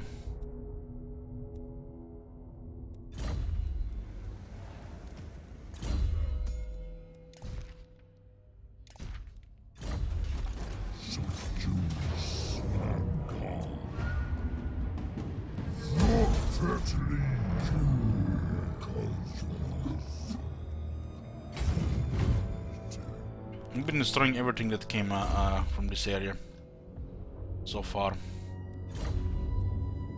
Get the epicenters first, more armor, charge bonus, leadership for the dinosaurs. A little bit more toughness for the Dreadsaurian. They get some charge bonus. They have the worst charge bonus of all dinosaurs.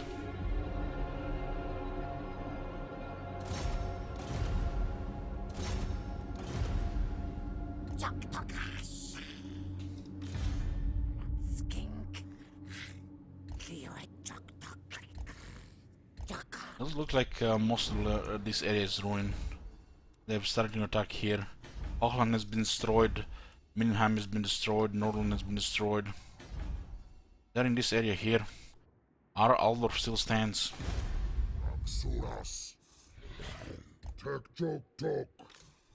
As the moon is gonna be in lost in a few turns, so we'll try to recover what we lost.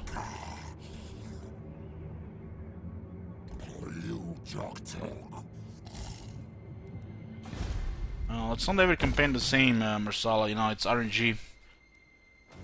10 times chaos the numbers are just unreal. If they don't stop bickering among themselves when the chaos arrives and they get ready for them, they're just gonna get wrecked.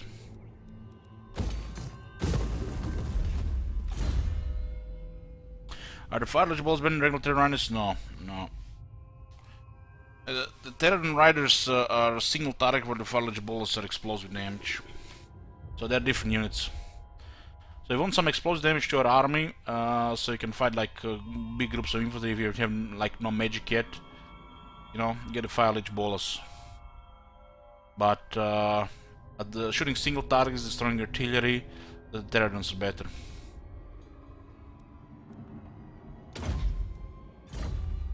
One Terran can easily handle 2-3 hell cannons. Just a little bit micro. We recovered the economy, and we need to consider another army. That Brest fire army is not gonna be happening yet. Rank 6 are against the level 20. Are we getting more chambers? In 2 turns we can recruit rank 23.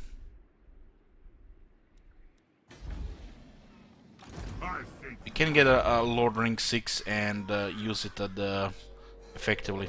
Not at this point in the campaign, so we have to get one rank 20. Rank 20 with preferably a lot of Stegadons. Otherwise we might get overrun. Next turn that army will we start recruiting.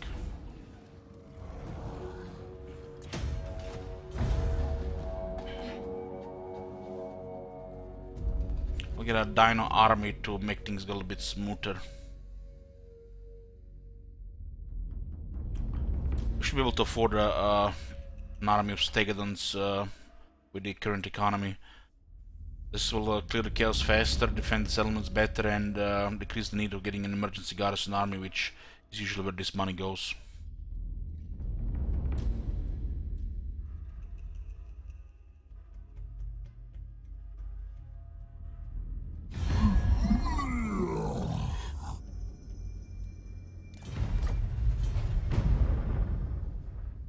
Having trouble breaking out with Scryrian, Crips dealing with Tilia, Pleco catapults,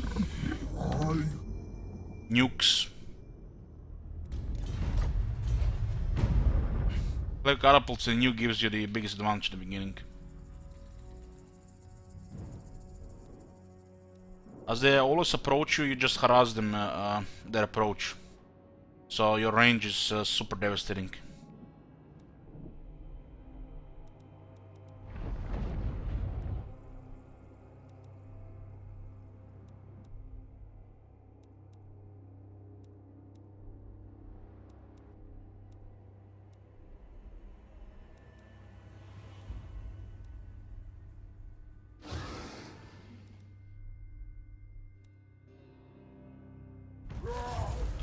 Okay, this is gonna be it, boys, for Warhammer today.